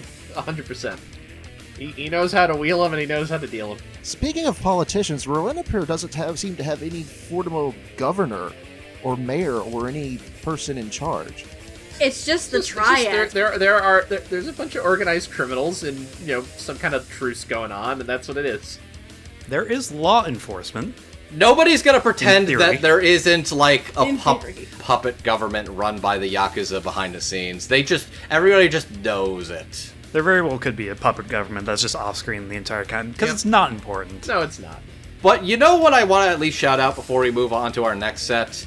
I want to shout out Sam Vincent as Loudon the Wizard. God damn because it! there's no way I wasn't going to at least acknowledge the fact that this is a Canadian dub and not mention the fact that my boy Double D is in this dub and he gets to play a chuny wizard who sucks. Double D also gets to be a heroin addict at one point, basically. Okay, that's just a one-off. This is like a guy who's chuny and trying to look so cool, and he does the whole monologue about how powerful and integral his gun is, and then as the building's falling out, he gets shot by Reffy and he just falls down. He also asks the question of, like, going to that top there, of that ladder there. Wouldn't that look cool? Would that look like a cool entrance? I love that Shenhua has just adopted a bunch of, like, goth, Hot Topic weirdos, and it's like, now she is their mom. Yeah, every time he tries to make his big monologue, something bad happens. He gets shot off the roof by Revy. Second time he tries to protect... Is it Garcia or Fabiola? It's Fabiola. And then... It's Fabiola, yeah. He's going through his big speech, and then Sawyer just chainsaws through everybody. And then he's so sad. You just hear him, he's like, wait! You just hear him so sad as Sawyer does that. He tries to stand up to Roberta, and she kicks him in the nuts, so... Yeah! Poor dumb bastard doesn't understand the kind of story he's in. Bless his heart. But you know what? I'm glad he's still alive. Alright. Bloody Trail. Okay, so... Garcia is probably the one character in this show who walks out the cleanest out of everyone. Well, he does get shot. But even... With the stink of the city all over him, crawling through a mile of shit. crawling through a mile of shit and came out clean on the other side. Because it's very clear that, like, he got as close to a happy ending as he could. Not because of Rock, but almost in spite of him. And I think that's kind of the whole thing, is that I will not let the city swallow me up and chew me out. Yeah. I'm going to do this because this is what I want. I want my family back. 100%. Finding out the spike in rarity thing after the last episode where he does the surprise kiss really does make this fucking wild. Just a little age gap romance for flavor. You know, because we already have a bunch of I'm other not things checking happening. what Garcia's age is, and don't tell me. You can infer that is somehow the least worst thing Roberta has done in her life. I am just thinking about the scene that, of the shit that Roberta goes through in Blood Trail, the one that sticks out in my mind is the one F-bomb dropped in a sexual context, which has totally different censorship rules. Oh, is this my favorite scene with her? Probably.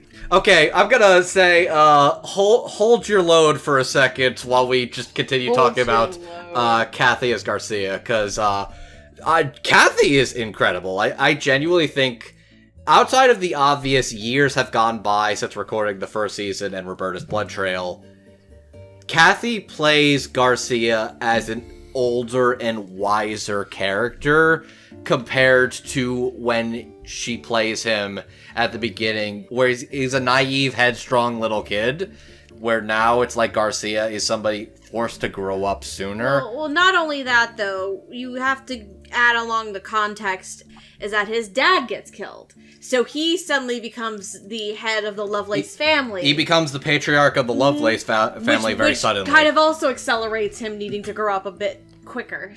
And there's that idea that he is naive, but he is not stupid. And the clash at the end of Roberta's Blood Trail is they are effectively treating him like he is an idiot, and that he is a prop. His motivations have basically been unchanged from season to OVA, where season he's just been kidnapped, but he has total faith in Roberta that she'll come save him. Yeah. OVA, he has total faith in Roberta that he can bring her back. I think that there's that realization that he goes from basically being a passive protagonist where he's like, my maid will come home from the war. Please come home to me, sweetie. I left cookies out for you. Come here, girl. To basically being like, I'm getting her back. I don't care what hell or high water has happened. I don't care what this prick says. I'm not gonna let him win. I'm getting her back. And he's seen the evils that the city is capable of, and that does not dissuade him in the least. No, yeah. I also think I love his arc about revenge. Because it's very clear the story's take on like what revenge is by the end, Roberta's quest for revenge is effectively a bloody, psychotic massacre with, by the end, she doesn't remember why she's here or what she's fighting for anymore, despite the amount of men she has sent to hell. It is essentially the family motto of the Lovelace family of, you fuck with us, we'll fuck you up.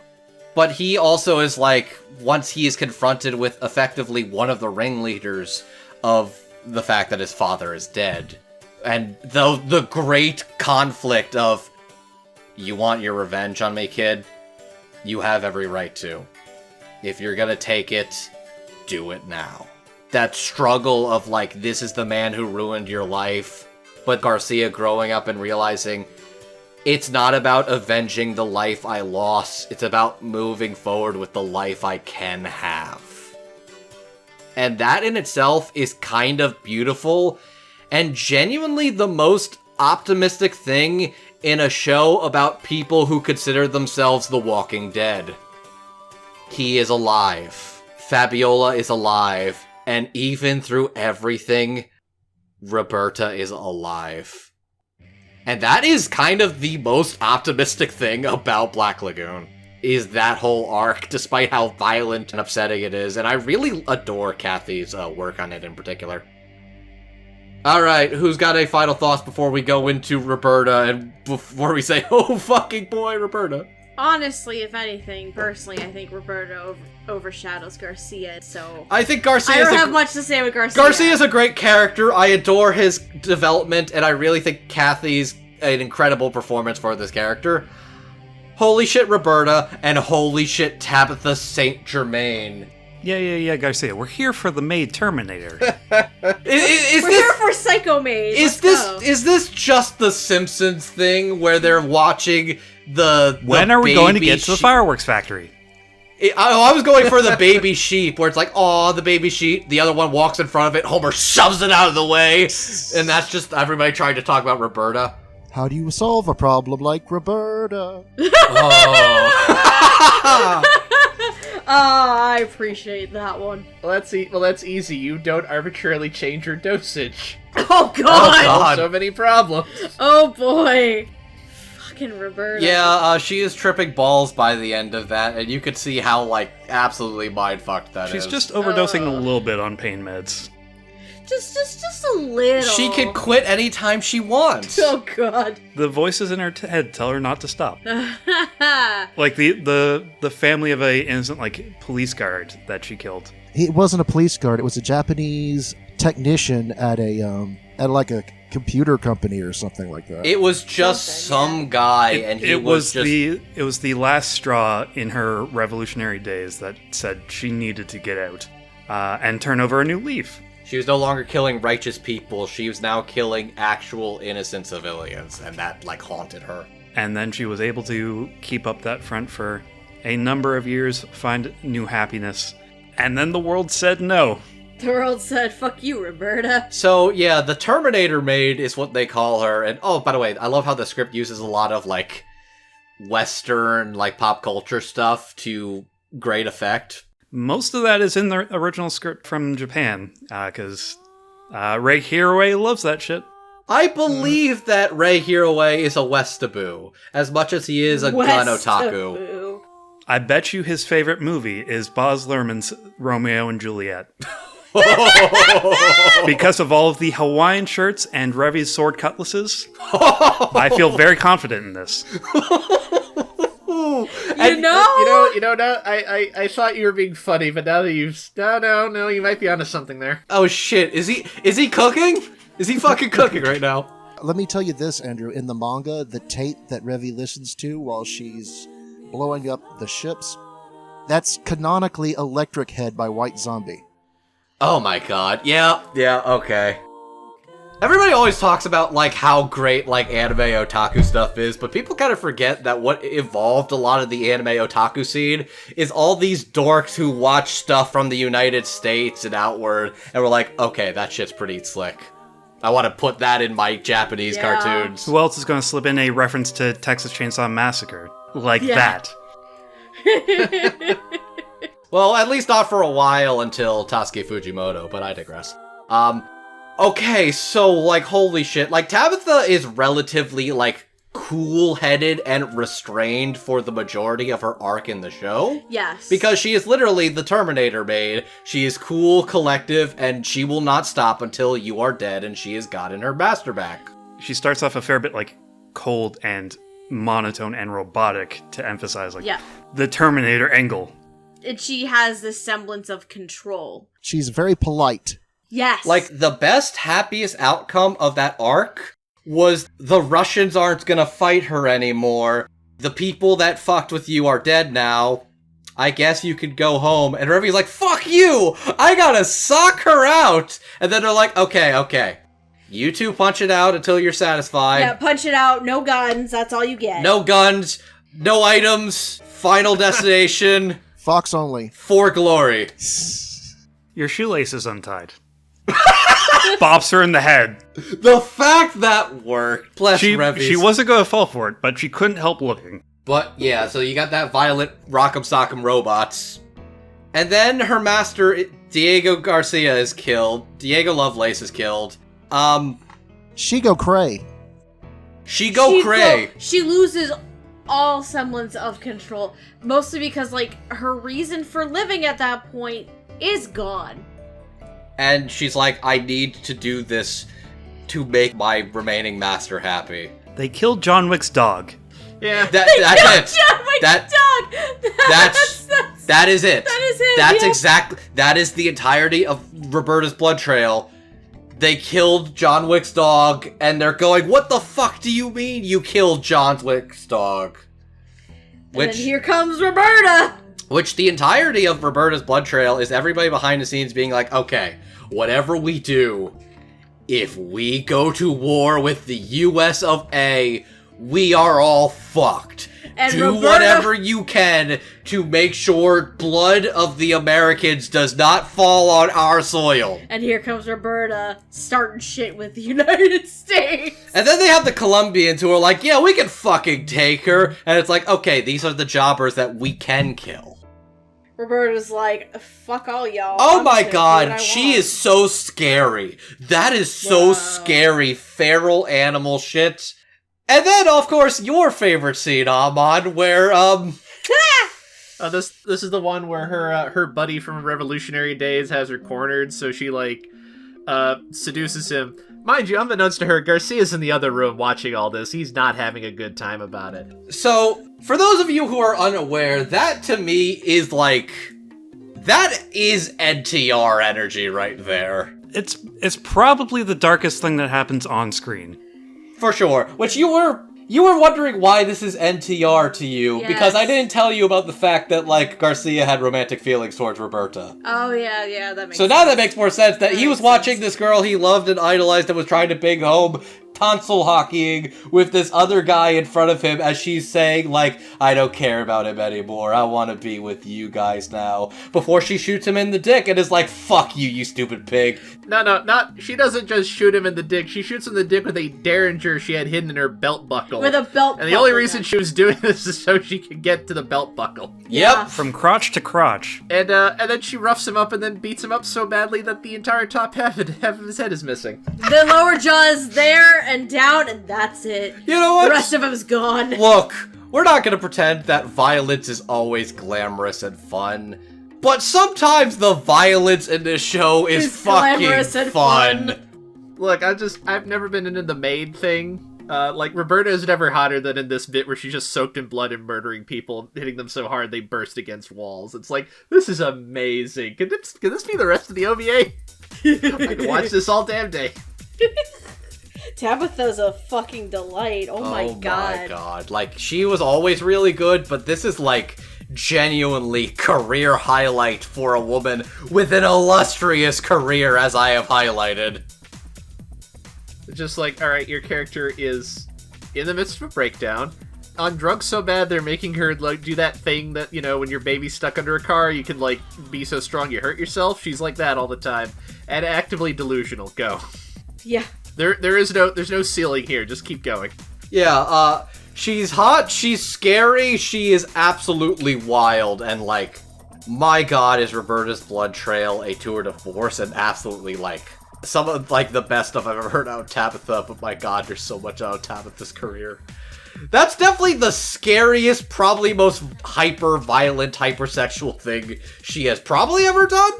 I was scrolling through her behind the voice actors page because I'm just old enough that I've actually seen a lot of things that Andrew read off earlier. Yeah, probably a lot of kids shows, not a lot of things that have any of this. Rarity, that performance was fab. Oh lordy. Roberta was okay. Tabitha's performance of Roberta in the show was a hell of a lot of fun. Like y'all were saying, this calm, controlled, monotone, almost robotic. And then you go into Roberta's blood trail where, Tabitha gets to be just completely unhinged. And it gives me life. It lives in my head rent-free, her just being completely unhinged. And just Tabitha just fucking sells it. Holy mother of God. As a woman who is both desperate and also just slowly losing herself in the process again. Because Diego Lovelace was the reason why she got pulled out of the darkness in her past. But now that her light effectively is gone, what is left for her? So she throws herself back into it. These fuckers killed the light that was in my life, now these fuckers gonna die. So, just to see that arc and that progression for Tabitha is just a tour de force, that's for sure. I'm now thinking about the sound effects that they added to Roberta. Like, she bites into a knife and breaks it, and they play a dog howl sound. Or when she's in full Terminator mode, and they're adding robot sound effects as she's running. She's that much of a, like, unstoppable force of nature. They know what they're about. I love this show. You know what else I also love? That CIA agent who's rocking their crop top. Ada's a very fun character in and of itself, too. My goodness, she has the mouth on that nun. When I first saw Ada, I was like, oh, is this just a one-off character? And then you have the shit with the twins. No, not the shit with the twins, with Janet, right? It's both. It actually does start out with the twins because Revi's like, yo, I got a tip on this sick bounty. You want to help me out with that? Oh yeah, that's right. But then it becomes more so with Janet, the whole thing with Janet. And you get to see, like... the bromance develop. That, and Ada takes the lead on, like, the whole plan. Like, the whole thing with Ada, Revi, and Rock sitting in the car, as Ada talks about this theoretical situation that might happen to Janet, you know, mapping out this whole thing. It's like, she's staying in that hotel because I got a room for her there. But what if those guys show up to come after her? You know, what if she goes out into this room because they raiding the wrong room, and she just goes through this whole scenario that she basically concocted, and it worked like a charm because, like, here comes Janet running away from all those guys after her ass. Why are you so confident that this plan will work? One, because I've used it multiple times, and two, because I left helpful labeled arrows for her to follow. And then $1 million falls out of the sky in the form of Greenback Jane. Yeah. It was great. I appreciate how, while most of the characters on this show have, like, their usual outfit, sort of like your typical cartoon character always wears the same thing, Ada has more costumes than anyone else on the show. Yeah, she does. She can go, like, straight up CIA operative, nice and classy. And also, she could go full-on skank, like when she goes out with Revi. She's got her nun habit. She's got the dress she wore in the... When she's doing Diplomat. Oh yeah, that flashback, right? Flashback, yes. She's sort of like the Black Lagoon's Barbie doll. You know what? Kind of! Kind of, She could be but it works. she could be a bimbo, she could be a nun, she could be a menacing CIA agent who is secretly controlling things from behind the scenes, but also she's the girl boss. No, it does make sense that the undercover CIA agent wears many hats. So how many confessionals do you think she's gotten out of people just using her lower confessional? Andrew. I'll stop. Sorry about that. No, you're not. I'm not going to comment on that, neither should you. It is great that she's one of the characters that can push Revi's buttons. Yes. It's good that they have a character like that in the show. I think in Lisa's performance, how she's able to go from street rat to professional CIA agent by removing her habit, and also how she's able to go from one personality to the next, is really impressive. And you can tell when that shift happens in the performance. Yeah, especially that moment where she decides, like, oh, I'm ready to tell you everything, but I'm going to kill you afterwards, so... Also, can I just say, I love how Ada likes to give Revi shit about her relationship with Rock. Yeah, so when are you gonna jump his bones? Girl, I can read that tension. You could cut it with a knife. You borrowed his cigarette the other day, girl, and, like, I almost wet myself there. What the fuck's going on between you two? The fact Revi doesn't give a straight answer. Yeah, if you don't do it, I'll go after him. And Revi's just like, fuck you, she's bitch. not even denying it. Like, it's not like I like him or anything, Baka. She's like, oh, shut the fuck up. Which almost is more damning. It brings the energy up to have a, like, boisterous meddler like that in the cast. So, any thoughts on Miss US of A, Amon? What a delight. Like, this is just a lot of fun. Ada's so, like...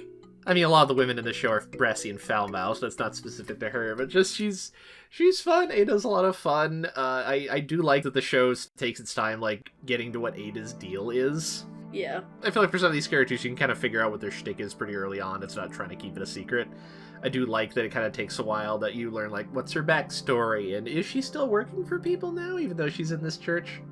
Her one irredeemable quality, she's a fucking spook. Shame on you. Tisk tisk. I'll be very real with you. I was very disappointed that all those CIA guys did not bite at the end of the OVA. I was really looking forward to all of them dying horribly. Just gonna say. But enough about that. Lisa's delightful. She's just a lot of fun, and especially in her interactions with Revy, like, you get so much of what those characters' history is just from their performance together. Like, it's a lot of fun. It's really well done.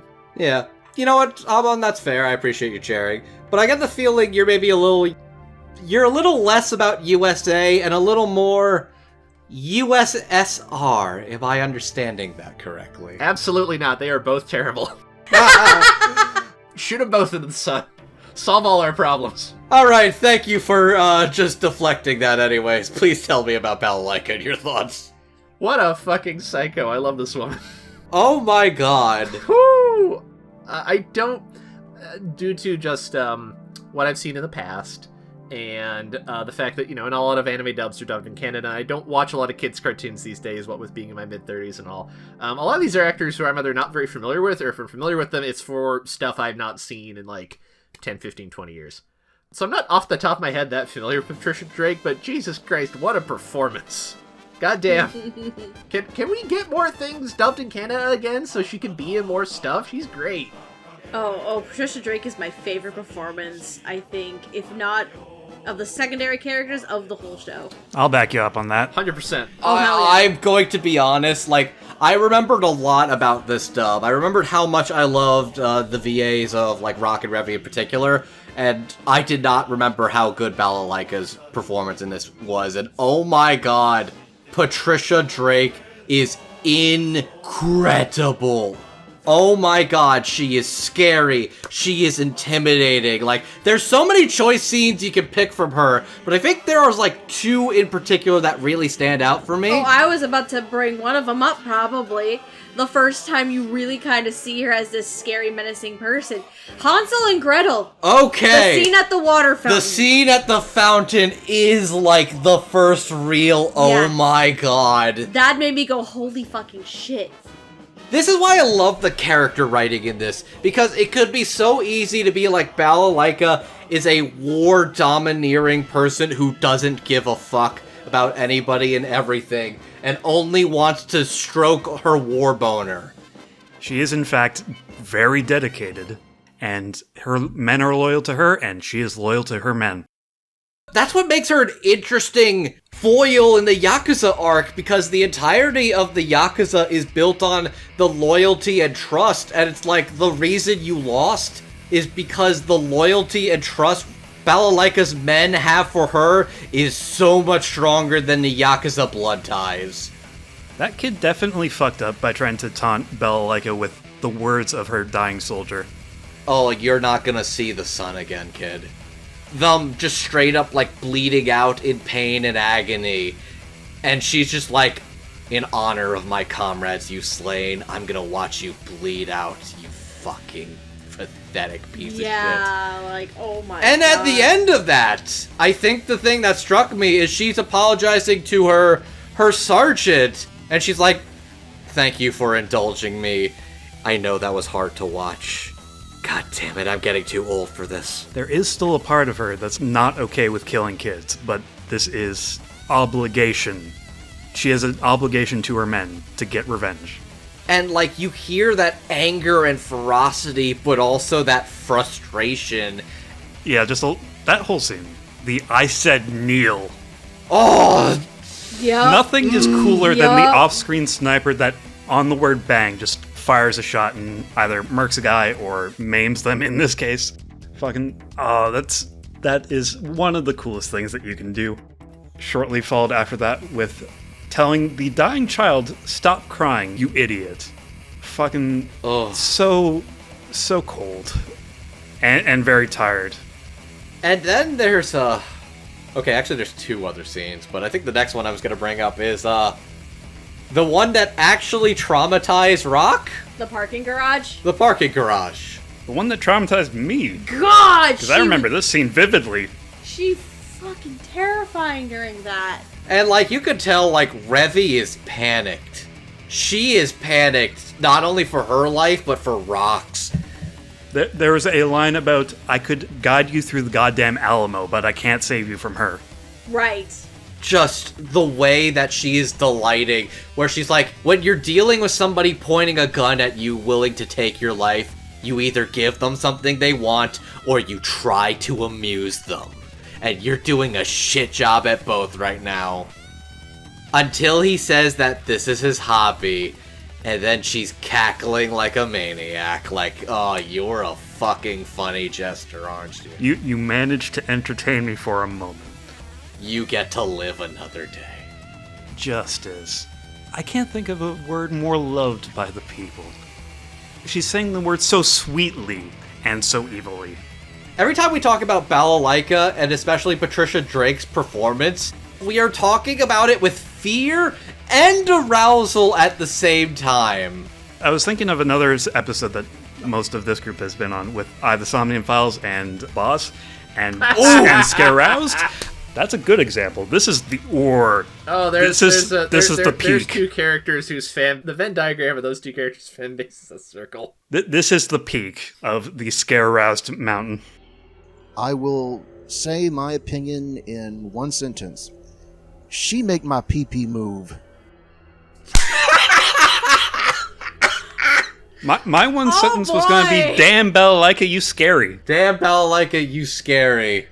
Don't fuck with Balalaika. Holy shit. Well, okay. So here's how it works. It's either don't fuck with Balalaika or Hardy wants to do things with Balalaika. See, the name of the game is to fuck Balalaika and live to tell the tale. That's the actual name of the game. That's true.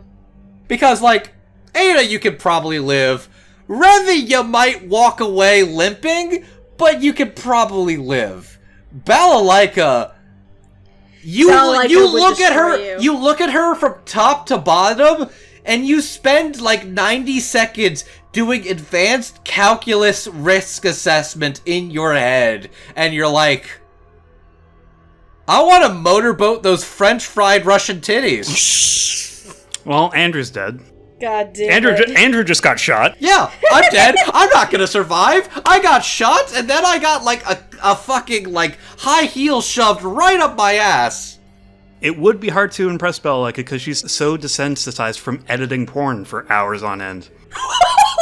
I was going to bring up, we were talking about how scary Patricia Drake is, which she is in this performance, but she is also at the center of one of easily the best comedy moments in this, where Rock and Revy are trying to have a serious conversation. She's sitting there having to edit porn because there aren't enough people, like, they don't have any interns. Everyone else is out doing stuff. She's the only one like, around so I'm stuck editing all this. I've been at this for like 12 hours. Somebody shoot me. Damn, sis, is she taking up the ass? She sure is. I forgot about that. She is not impressed by anything. How'd you forget the punchline of the scene? God. Oh, Jesus Christ. But also, like, I kind of like the Yakuza arc is basically establishing her and Yukio are effectively girls taking up the legacies of their fathers to make them proud, whether they wanted or not. Yeah, because this isn't the life Balalaika started wanting to live. She was going to be in the Olympics. And then their country was like, well, if you want to be in the Olympics, you're going to have to serve in the military, which means you're going to have to come back alive, which means you're going to have to get good at killing people. And then by the time she's back, her country doesn't exist anymore. And there's that level of frustration where it's like, she wants a war. She wants that war so bad. This is the training that she went through, and she needs closure. And there's so much contempt with her and the Americans. It's like, why do you get to do what you do and come home heroes? Why did I do the same thing? And why did I become a vagabond, a martyr with no country to call their own?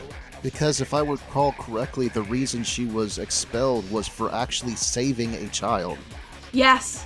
She was labeled as a deserter, yeah. She effectively did the morally right thing, and she was punished and left. No good deed. And she's not going to make that mistake again. I'm thinking of another funny, like that whole scene as she's cleaning things up in Japan. Oh, this last mob boss. Rock, translate for me. How well defended are you guys? Give me your guns. Your personal guns that you have on your person. Yup. Oh, that's a good gun. What the fuck's this thing? What's this tiny-ass little pea shooter? This gun is Yep. atrocious. What pussy would get killed by this gun? Shoots both of them with it? You know what? Maybe this is a good gun after all. Right after she had hit on Rock a little bit. Where she's starting to get impressed by him. This gun is yours. You will remember this for the rest of your life. Here, Rock, this pussy gun is yours now. God, she's so good. Fucking Patricia's incredible. I could gush over her all day, but you know what? There's one I think we all want to gush about even more. So let's move on to our wonderful Lagoon company. That's Benny, the disgraced Florida hacker man, Dutch, the captain of this crew and a ex-Vietnam veteran, Revy, a Chinese-American girl who was tossed aside and this is the life that she's always known, and our boy Rokuro Okajima, aka Rock, a salaryman whose business basically fucks him over. He gets the short end of the stick, and then he decides he likes Roanapur more than the salary life after all. Playing the role of Benny is one Brian Drummond, who you'll know as Zex Merquise in Mobile Suit Gundam Wing, Dr. Eggman in Sonic Prime, as well as Knuckles the Echidna in Sonic Underground, Carrot Cake, and the famously named Dr. Hooves, who is a My Little Pony Sona of Doctor Who. I'd forgotten about that. I'm really disappointed that I hadn't forgot about it anymore. And he's also Spike the Dragon in Gen 3 My Little Pony. He is Vegeta in the Ocean dub of Dragon Ball Z. He is also Goopy Clone Vegeta, because there is like a Goopy slime alien that clones Vegeta in Dragon Ball Super, and they decided, let's get Brian Drummond to voice them in the dub, which was an incredible choice. And of course, our good old apple-loving Ryuk in Death Note. Should I add that Brian Drummond actually is really good friends with both Chris Sabat and Vegeta's voice actor? Japanese voice actor? Oh, Seiyu, yeah. I can believe that. All three of them are bros. It's great. Dutch is played by one Dean Redmond, who has played Nick Fury in Iron Man Armored Adventures, Caged Frostwolf in the Hollywood Warcraft movie, Banner Clay in Beyblade Burst Evolutions, Lucifex in Ninjago, and Baron in Dragon Quest The Adventures of Dai. If you want a relatively new ocean-based dub that I believe Amon, you actually reviewed for our show. Yes, we did. I believe he was I think we got to the part he's in. He was good. Revy. Two Hands Revy. Marika Hendricks, who has played characters like Ai Kitara and Ren Tsukimi in World Trigger, Muyo in Sword of the Stranger. She is Rappa Momochi in the Gintama Ocean dub. She is Miyako Gotokuji, aka Rolling Bubbles, in Powerpuff Girls Z. Well, that's a bit of a contrast. She's Susan Test in Johnny Test. And because we're bringing this back to My Little Pony, she is both Sonata Dusk in the My Little Pony Equestria Girls spinoff and Gilda the Griffin in My Little Pony Friendship is Magic. And finally, Rock is the ever-iconic Brad Swaley, who has played Jun Arashiyama and Ko Murakami in World Trigger, Amuro Ray in Mobile Suit Gundam Char's Counterattack, Setsuna F. Sei in Mobile Suit Gundam 00, Lon Hikari in Mega Man Anti-Warrior, Nightcrawler in X-Men Evolutions. And give us the big one.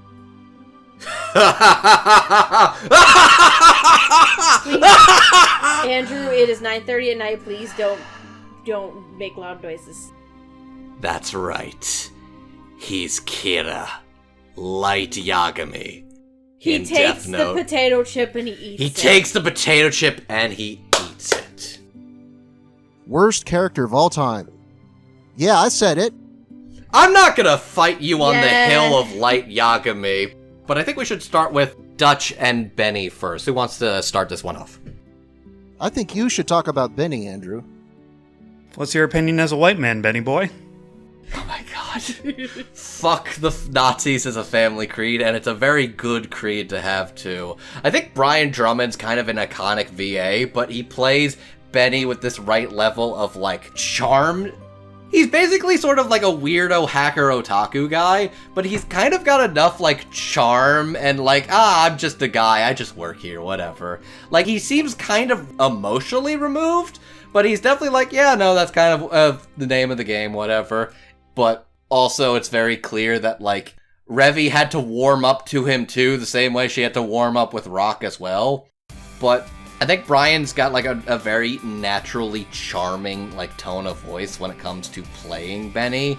And he's kind of charming, but also kind of distant. Which makes it interesting in Roberta's Blood Trail, where he's actually, like, giving advice to the kids about how they can walk out of this, like, relatively unscathed. Rock's like, that's pretty unlike you. He's like, look, I may be in, like, the shittiest city in the world, but it'd be a goddamn shame to see those kids get swallowed up in the world we live in.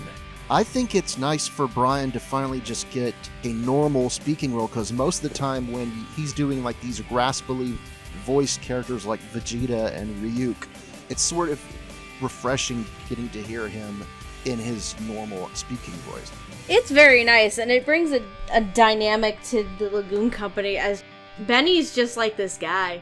Like, he's not an idiot, and he knows when shit will hit the fan, and he doesn't want any part of it.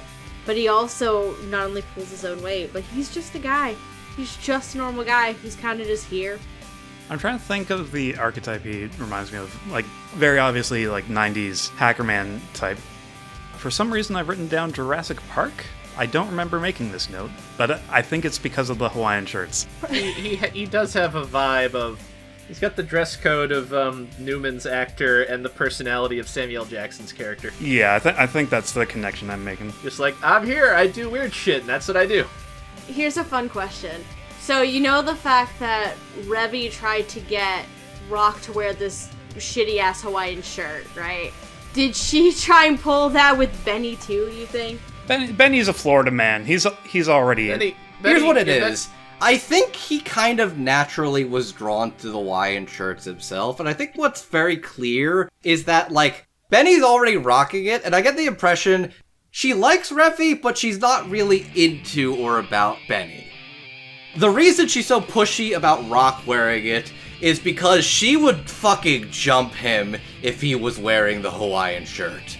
I think it's less about the shirt and more about getting him out of that stupid tie.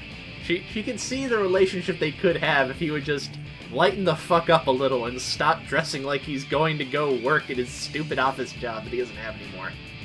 The man looks like he's gonna talk to you about he looks like He looks like a Japanese sour man. He looks like a salary man. It's just like, who's Squaresville over here? He has not changed his daily outfit. Like, you could tell she's trying to at least initiate a physical relationship, but she's so off-put by, like, the dress shirt and tie.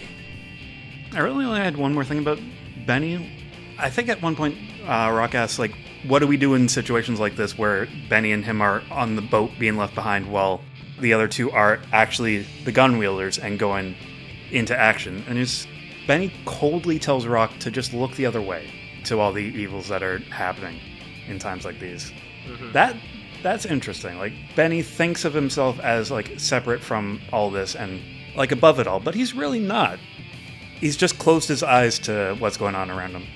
You can tell it's his demeanor. Yeah, he kind of just looks the other way. When Revy says, you want to die? He just nonchalantly says, not really. Yeah. Yeah, there's a compartmentalization about him. Like, he knows he is assisting in something ugly, and it's just easier for him to not think about it if he doesn't have to. He pays the bills, he has a place to live, and everything's okay otherwise. Yeah. Cold beer in the fridge. Benny's philosophy is effectively that one scene from Yu Yu Hakusho, where he's like, hey, that guy's got horns. That's not normal. Oh well, not gonna let it ruin my day. He's also probably, like, one of the only characters that I'm pretty sure were like, oh, you have actually been laid before, haven't you? Yep. Of the four leads, he comes across as the most relatively well-adjusted. He hides it well. If they all had to go get normal jobs tomorrow, he would probably get one the fastest. Oh, absolutely. With his skills, oh yeah, he would. I also just meant that he doesn't seem to be a crank in some capacity. Yeah, true. So Greenback Jane got it all over her back, am I right?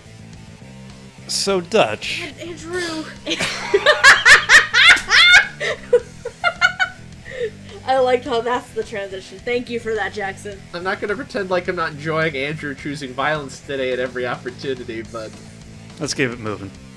I didn't even make a comment about that circumcised peen. Like, we're you know what we're about here tonight. earning that R rating. Anyways, So Dutch. So Dutch. Dutch, or the too bad he's black.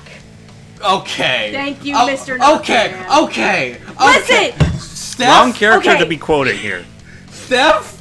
Why was that the I don't know! Stephanie! Steph! Because the Nazis are bitches. I know! But, like, you could have said so many other things about him first, and you went with the fucking... Why would you... Sweetie, no! Sweetie, no! As an employer, it's my job to make sure that my crew is well cared for. I put foot in mouth.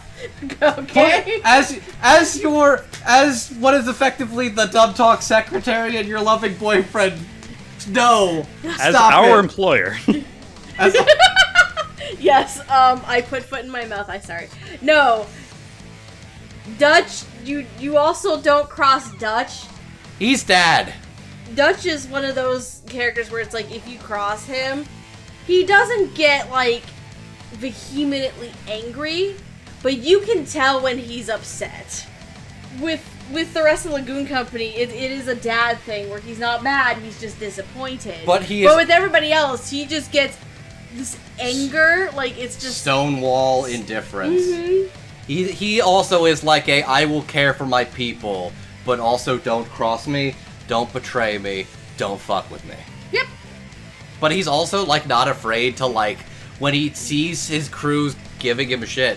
Like he can tell Revy is being aggressively fucking weird and hostile, and you can tell he's literally mad because she almost caps civilians that were uninvolved, and he's like, Revy, what the fuck are you doing?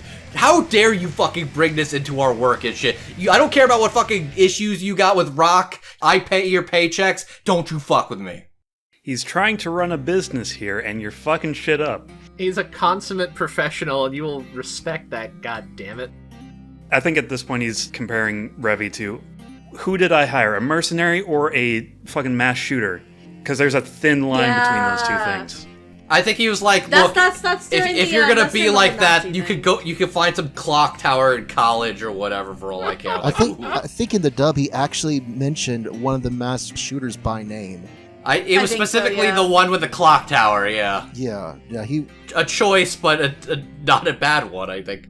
Topical references. So, Patricia is definitely of a VA. I was like, I forgot about how good they were.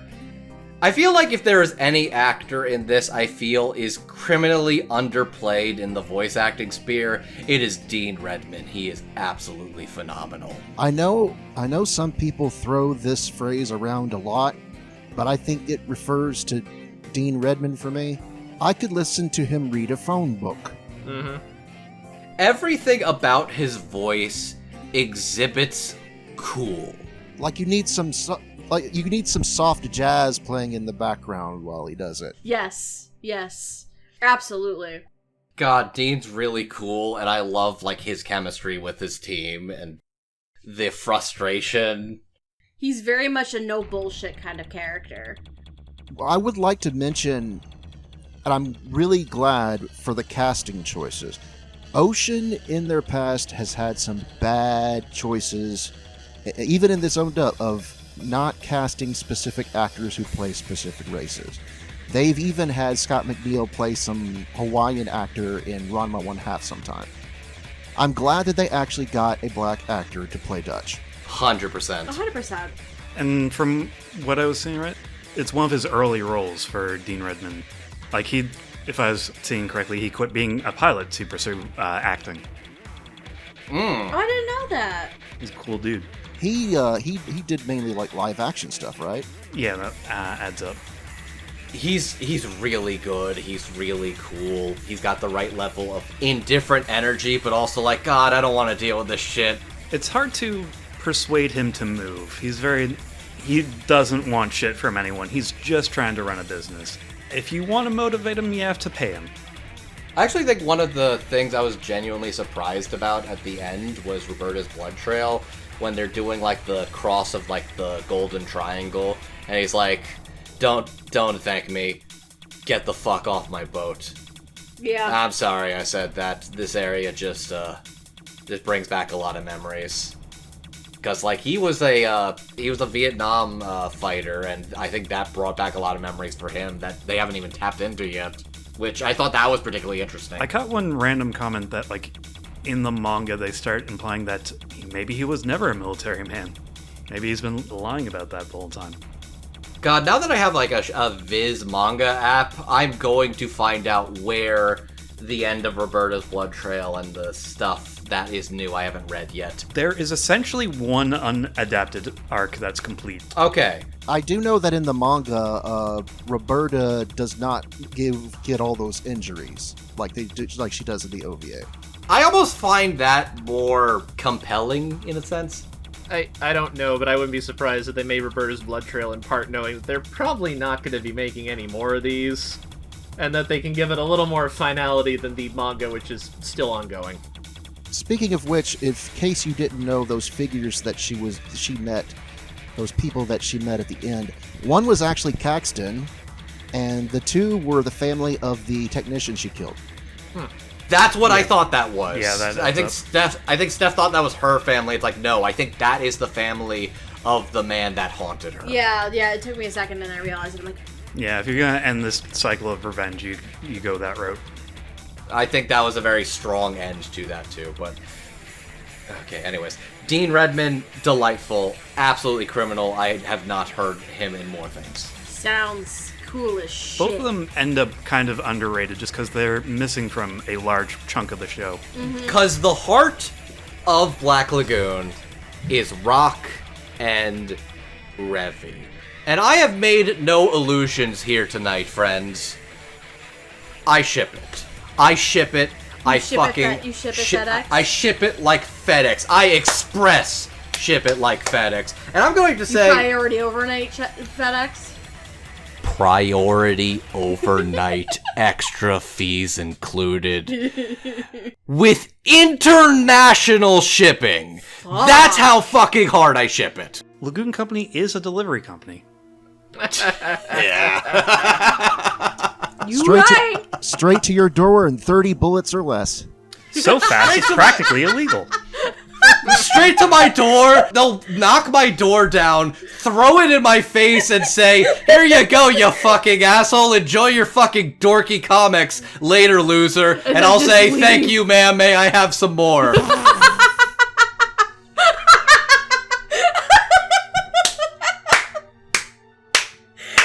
Oh man, we need to do a classics highlight reel, and this is the highlight for Black Lagoon. I'm having a good time. I'm having a good time tonight. Yeah, you get to gush about Revy and Rock. Okay, so here's the thing.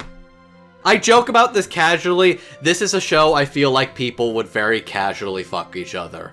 Not just like a big deal. It's like, I took a look at you, liked what I saw, in and out, 20, 30 minutes, go on with our day. I like you, and I want you. Now we could do this the easy way, or we could do it the hard way. Jesus Christ, Hardy. I hate how I recognize what you're going for. That is correct, but also wrong in a lot of ways. Anyways. Hard way it is. So, Rock and Revy is fascinating in that their chemistry and the realizing they are so very different but so very similar of it is so compelling. And it's the idea of, like, you don't know my life, but it's like, you also don't know mine. Who are you to claim my life was as easy and safe, and I should go back to it? Who are you to tell me I don't belong? Oh yeah, that, the sunken submarine, right? Oh yeah. Yep. Oh my god, Marika, that is one of, like, the big moments for Marika, is the speech about assigning meaning to things. Yep. Because at the end of the day, you are assuming these are the metals of of like soldiers who fought and died to the very end and thought about their families and loved ones. No, this is a skull. This is a piece of metal. All of these are things. Once you strip away the meaning, we'll take the sentimentality out and decide what they're worth. Yeah. And if you bring your morality and you tell me what's right and what's wrong again, you will no longer be one of us. And when you do that, I'm gonna kill you. Yup. And that's just like the first couple of episodes, man. Yeah, that's after Rock joins, so... That's the mission with the Nazis. The Nazi painting, right? Yep, this is all the World War II U-boat. Yeah. It's such a standout moment, and like it looks different from anything else in the show because they've dropped all the light. Revi's given him the dirtiest death glare. There's so much to dig into that speech for her entire worldview summed up right there. Yeah. And I think the entirety of their relationship, so much of the Yakuza arc is effectively like Revi seeing, why would you want to leave this life behind? Why would you want to give this up? And then Rock does not feel like he wants to belong anymore. He feels normal, but you yourself are also projecting how innocent and normal you think he is because you want to believe somebody that you feel is truly good can be the one you find salvation in. Also, as a fun little thing, going into Roberta's blood trail, her worldview gets challenged by Fabiola. Oh, I love that so much! And that scene between both Marika and Shannon is so strong, and they're just, like, combating each other, because you have Fabiola who had this innocent life, and who's just like, I bet you had this and this, and Revi's just like, you don't fucking know who I am.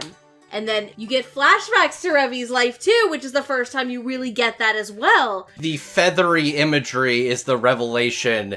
That is her remembering the time she drew first blood because she used the pillow as a silencer to kill her dad. The bullet casing and the feather imagery from Red Faction, the opening. Yes. Which, oh my god, Red Faction's a fucking all-time banger, holy shit. But no, like, seeing her worldview being challenged again in Roberta's blood trail, and just seeing Marika, like, internally to herself, like, you don't fucking know anything about me.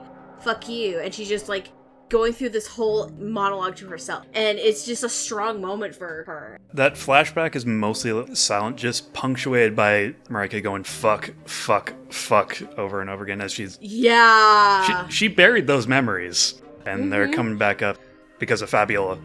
I have a question for you, Jackson, because I feel like of everybody here, you would be the most familiar with what this show sounds like in Japanese.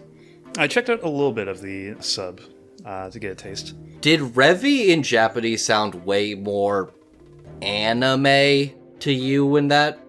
I'm gonna say yes. I think she sounded a lot younger, but like a older teenager kind of young. Like that range. From the perspective of the average anime high school MC boy, she's the cool student council president type of voice.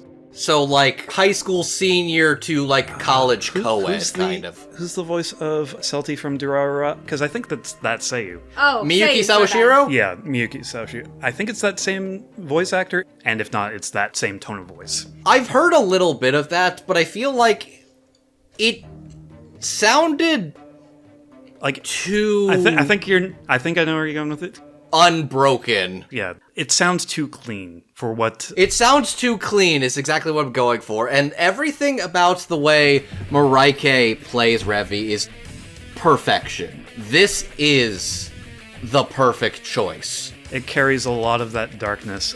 It carries a lot of that darkness. It carries a lot of the casual violence, but also a lot of the carefree gunslinger, but also somebody who is kind of teetering with those emotions that she has never dealt with. Revi has seen and gone through some shit, and you can tell in the performance. And to me, Marika as Revi is an all-timer and the best performance in the dub. It's a nasty voice. Like, I can hear the nastiness in it, like the fangs. You could hear years of cigarettes and cheap beer taking its toll. You hear the blood and the grit. I think I do want to highlight is a thing I will see online periodically when people are talking about sometimes anime, just fiction in general, is how rarely female characters allowed to just kind of be like crappy people. Just like, they're flawed and they fuck up and they make bad decisions. Like that might have consequences, but they're not like punished by the story for doing that. Let women be problematic, damn it. Yeah, like I really enjoy how much Revy is allowed to just kind of be a shitty person, and that's fine. Like, she's not judged for it, that's just who she is. And I agree with all this. Like, Marika is really good at this. Like, there are so many times you can just, like... Revy likes to present herself as cool, but there's so many times you can just see, like, the raw nerve that's just not even really being hidden that well, and Marika brings that out so beautifully. Like, there's trauma and anger in there under the cool guy facade. Yeah, exactly. Like, even if you don't know the details, it's just like, yeah, you've clearly seen some shit, and you're a pirate in fucking South Asia. Of course you haven't processed it. You probably wouldn't be here if you processed it. You'd be doing something else with your life. She is a flawed femme fatale, but by God, that is what makes Revy. She is compelling, she is striking, and Marika is the perfect voice for Two Hands Revy. Again, I'm not sure we're ever going to get more Black Lagoon, if only because it's so old and it's been coming out so slowly the last... There's not enough material for another season.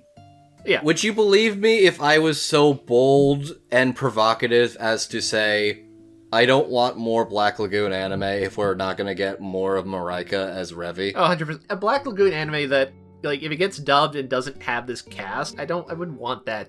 Too much of this is like, no, this is the correct voice for this character. I wouldn't want them to be recast by anybody, regardless of who it is. And I don't even think it's a matter of wanting or needing a younger sounding cast. If anything, this is a group of people who sound and should sound like they're 20 years older than they actually are because of the stress and violence of their lifestyle. War makes you old. And they're not even in technically war, but like, may as well be.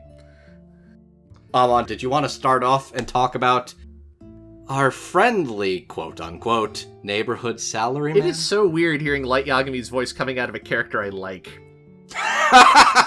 Like, Brad's great, but I know him for this, and I know him for Death Note, and, like, I don't want to say that he doesn't have a lot of range. I don't think I've seen enough things he's been in to say so, but it's very much... Oh, he's got a lot of range. It is what I'm assuming is more or less his natural speaking voice, and it's like, I like Rock, I empathize with Rock. I think the show actually does a really good way of making you line up behind Rock's point of view, and then explaining why that is not very useful right now, and you need to stop doing that. It even does a very natural progression at him, effectively becoming Kira. The Rock voice is the outward mask that Kira wears through most of that show. Mm-hmm. Yeah, no, speaking of that, so, like, the thing I really enjoy about the arc of Rock's character is... I'm really happy we got Roberta's blood trail, because I think the way it ends in the Yakuza arc at the end of the second season, they're having all the, these discussions about, he's standing in the twilight. He is, he's in Ramanatpur, but he still kind of has this connection to the outside world at first. And they talk about him in that context. And the thing I like so much about Roberta's blood trail, and this is what I was talking about earlier with some of his stuff with Shannon as Fabiola, is even at the end of Roberta's blood trail, that is kind of true, but only if you live in Ramanatpur. Only there in that context is he a guy who's still in the twilight. You talk to Fabiosa, who's outside of it. Talk to normal people. Yeah, normal people. It's like, no, you're gone, man. You're one of them. Even just down to like, yeah, sure, maybe his plan was the good ending, but like, is it? Is it? His plan was the good ending because he got what he wanted.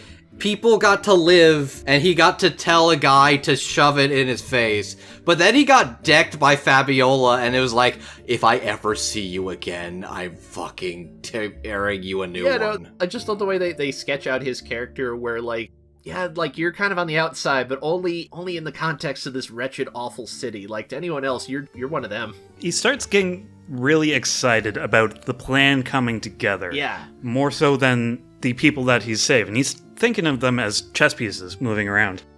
He's getting excited and animated and like fidgety about winning this gamble. Like it's more of a Garcia and Roberta and Fabiola get out of that situation alive in spite of Rock more than anything, I think. No, I think so. And I mean, as we like, I watched Death Note, Brad is good at playing characters who, aren't necessarily... Are a little deranged. Exactly, but, like, he plays it so well because it still feels like Rock. Like, something has changed, something's wrong, but it's still very clearly Rock. But he's not a new character. This is the evolution of this person. Yeah, no, it's just... I want to, like, I've been curious about the manga, but now it's like, I want to read more just because I really appreciate that this is a series that clearly takes a lot of inspiration from really dumb action movies, and also takes a lot of inspiration from really smart action movies. And it doesn't feel a need to differentiate between those two that much. It's smart! This is... What makes Black Lagoon work is that it is genuinely incredibly well written.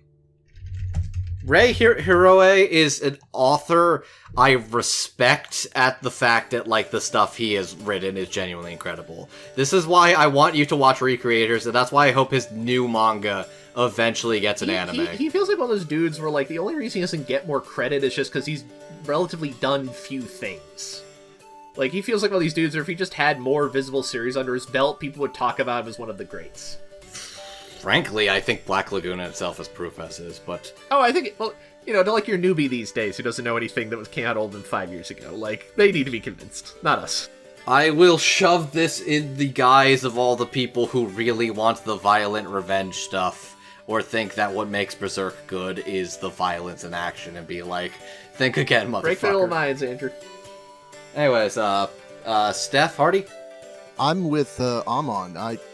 Brad has a voice kind of like Ashley Bell's, to where it's hit or miss for me, because especially when he's like screams out really loud, his voice has a tendency to crack and mess up my my misophonia.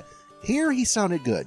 If I had to point at one Brad Swale performance, I would give credit to Light, because that was very well done. I just really can't stand the character. You just hate Light. I really hate him. But I like Rock. I want Rock to succeed. And if I had to choose, gun to my head, one Brad Swale performance, I'd give it to Rock. I think that's completely and super fair. Oh my god, Brad is just absolutely, like, incredible. He's a tour de force. He is as funny, but he is cold and broken and descending into the darkness throughout the entirety, and just, my god, it's incredible. And the way Brad and Marika just bounce off each other is just absolutely just so good.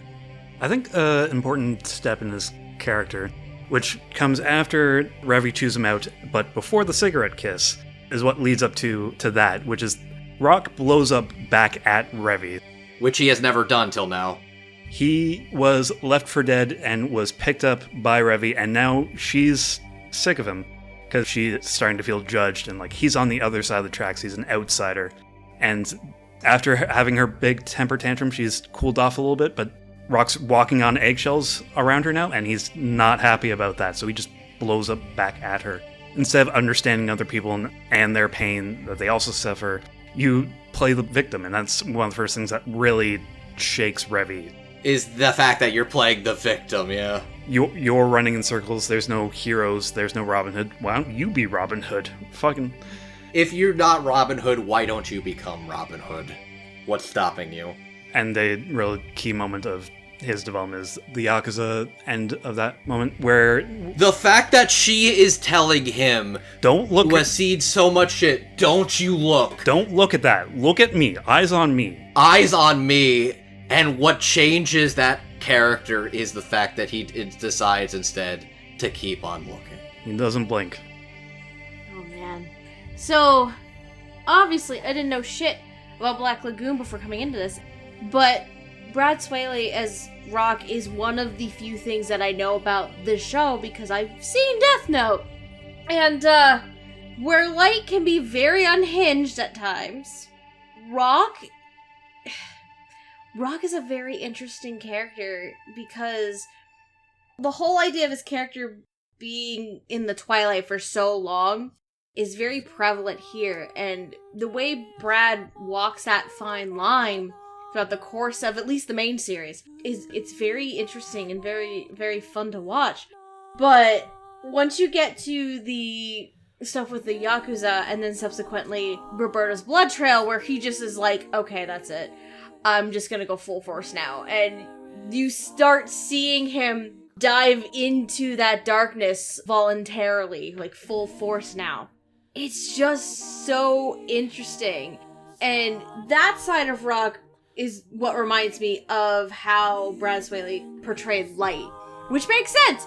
But I think that what's more fascinating is how Rock is portrayed throughout the course of the main series, and him being in that twilight where he is expanding his worldview, but he's also trying to keep his morals intact at the same time. He's also becomes a little more adamant about winning. Later on, yes. Mm-hmm. But, at least for most of the main show, he's trying to keep his morals in a world that has no morals. There's black and white, and Rock's trying to stay in the gray area as much as possible. I think Brad does very, very well with it. It's not my favorite performance. I mean, I do love Balalaika very much, and I also love Revy a lot, because goddamn, does Revy steal the fucking show. But I think the dynamic that Rock and subsequently Brad Swaley brings to the table gives a very interesting dynamic and just it gives you that outsidish perspective looking in, and it's a very fun story to follow. So I think Brad Swaley as Rock really just holds up today still, personally. Mm-hmm. Frankly, Brad and Marika are incredible. Genuinely, these two are one of my favorite tag teams in anime. God, I want these two to fuck so fucking bad, though. And you know what else holds up really well? This dub. I was so afraid going into this with a much more critical eye and ear. I wasn't going to like this, or something was going to be slightly dated, or it wasn't going to quality-wise sound as good or on par as a lot of what I am used to listening to now.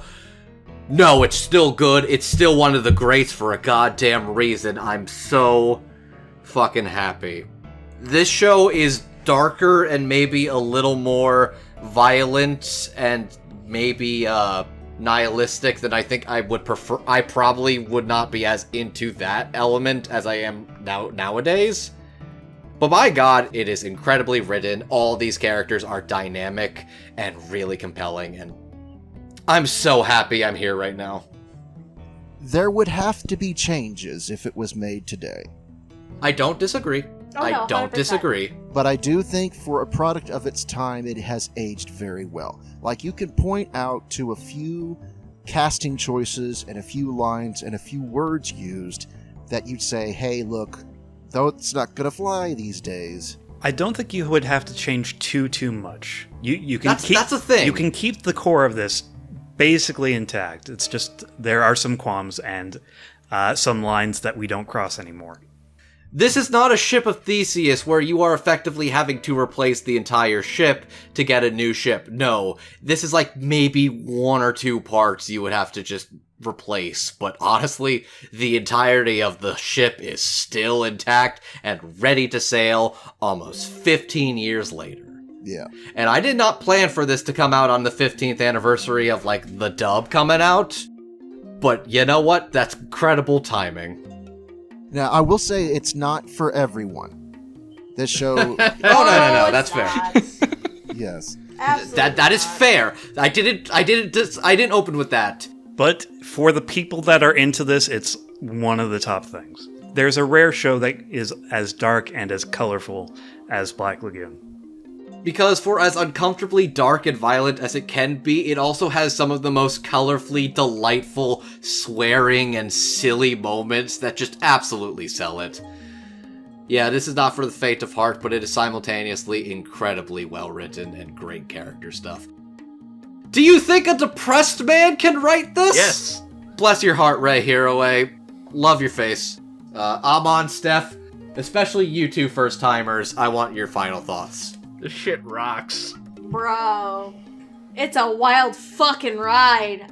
The show itself is a wild fucking ride, and it's very enjoyable. It's not for everybody, and again, in terms of the dub itself, it's a solid dub and still holds up for the most part. There is language and there is direction of certain characters that would not fly in modern dubs. Not by a long shot. But if you're in for a fuck yeah, motherfucker, good time, I'd say go ahead and watch Black Lagoon, bro. It's pretty fucking sweet. And where can we watch Black Lagoon? Thank you for asking. On Blu-ray still, I believe you can still find copies of the Classics edition still in print on Right Stuff and available video retailers. And Funimation as a website still exists, and you can still watch it on Funimation right now, but in the future, when that eventually goes away, Black Lagoon and Black Lagoon Reverse Blood Trail have transferred over to Crunchyroll so you can stream it, and also find copies of the Blu-ray if you like your physical media in case it goes away. If you'd like to support the official release of the manga, Viz is licensing the manga, and you can even read the manga on the new Viz manga streaming service, because that is basically the Shogakukan streaming service, and this is published in Monthly Shonen GX by Shogakukan.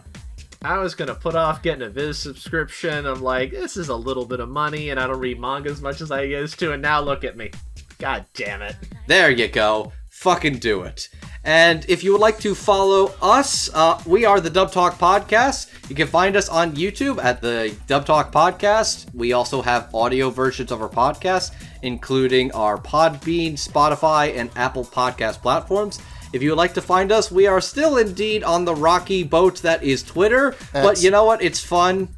No. No. X. It's forever Twitter. If Elon Musk won't respect the name change of his own children, I won't respect the name change of Twitter. So yeah, you can find us on our Twitter account. We do have a Blue Sky account as a life raft just in case, but we also do have Twitter, we do have Instagram, and we do have Tumblr as well. But if you'd like to support us, you can give us a one-time donation at our Ko-fi, but you can also support us on our Patreon, which lovely, wonderful Patreons have been supporting us. If you would like to give us some money as a regular donation, you can get your name Shout out on the episode. Thank you. Red. I'm tired. Shout outs from our wonderful patrons like Megan's mom and dad, Michelle Travis, Victor May Bodoroda, Anthony Brown, Carly Lesticow, Quinoa Soup, Marissa Lenti, and Otaku Anthony. And as where you can find us, my name is Andrew, aka Classy Spartan. You can find me over on the twitter.com at mangaman9000. You can also find me on Surreal Resolutions Podcast O&A, where we talk about the latest in anime news alongside fellow Dub Talk podcast co-host Jet. Stephanie, where can the people find you? Hello? I'm here. You can follow me on Twitter or on Blue Sky. At Lilac Anime Review, with review being spelled Revue. I post on occasion, I guess. I've been busy with work, so I don't post much on either of the platforms. But I also do have a TikTok if y'all want to see TikToks of me going to Broadway shows or of my cat. Love you, Ash. Love my cat, wherever he is. He's right there. He's staring at us and telling us, why are you still going? You can also see me do things on the Dub Talk Twitch. We do have a Twitch channel. You forgot to mention that. We do have a Twitch where we play video games. Right now, Steph and I, at the time of this recording, are playing Batman, Telltale, The Enemy Within. Which is the second season. And I'm also playing Pokemon Violet. And, as a fun thing you also didn't freaking mention, we started posting the Twitch VODs again as of this past week. On Dub Talk Gaming. The YouTube channel Dub Talk Gaming. Because the last time we posted things was in March, and then shit happened. But we're finally posting VODs again now. Yes. Hardy, where can the lovely people find you? You can find me at the website formerly known as Twitter at Spaceman Hardy.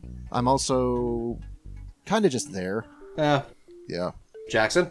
I'm on Twitter at 9clawtiger. I made a Blue Sky. I made a Mastodon account at the kind.social server.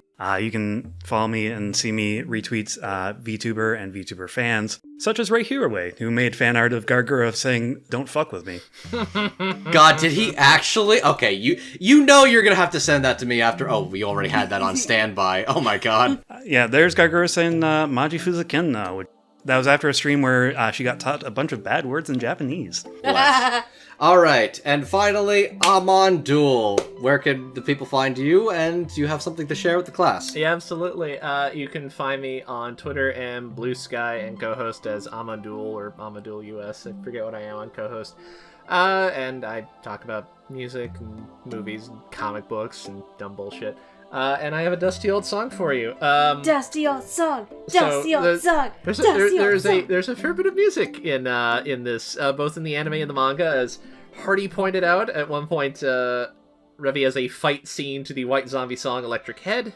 In another fight scene, she does this to what is apparently a song by Rednecks, the Swedish dance group that did Cotton Eye Joe. I need to find out what that one's What? about. Wait, what? Yeah, I don't get it either. It's called Shooter. I'm assuming it's one of their more, like, hillbilly-ish numbers. I didn't get a chance to listen to it, so I don't know. Huh, okay. But instead, I'm gonna stump for a band who is in fact mentioned in the show itself. During the Yakuza arc, Revi and Rock are driving around somewhere, and they are listening to a song by Guitar Wolf. Guitar Wolf are great. What if the Ramones were Japanese and even scuzzier? They're a delight. Do you like low-rent, hard-aggressive rock and roll? Well, Guitar Wolf have like 10 whole albums for you.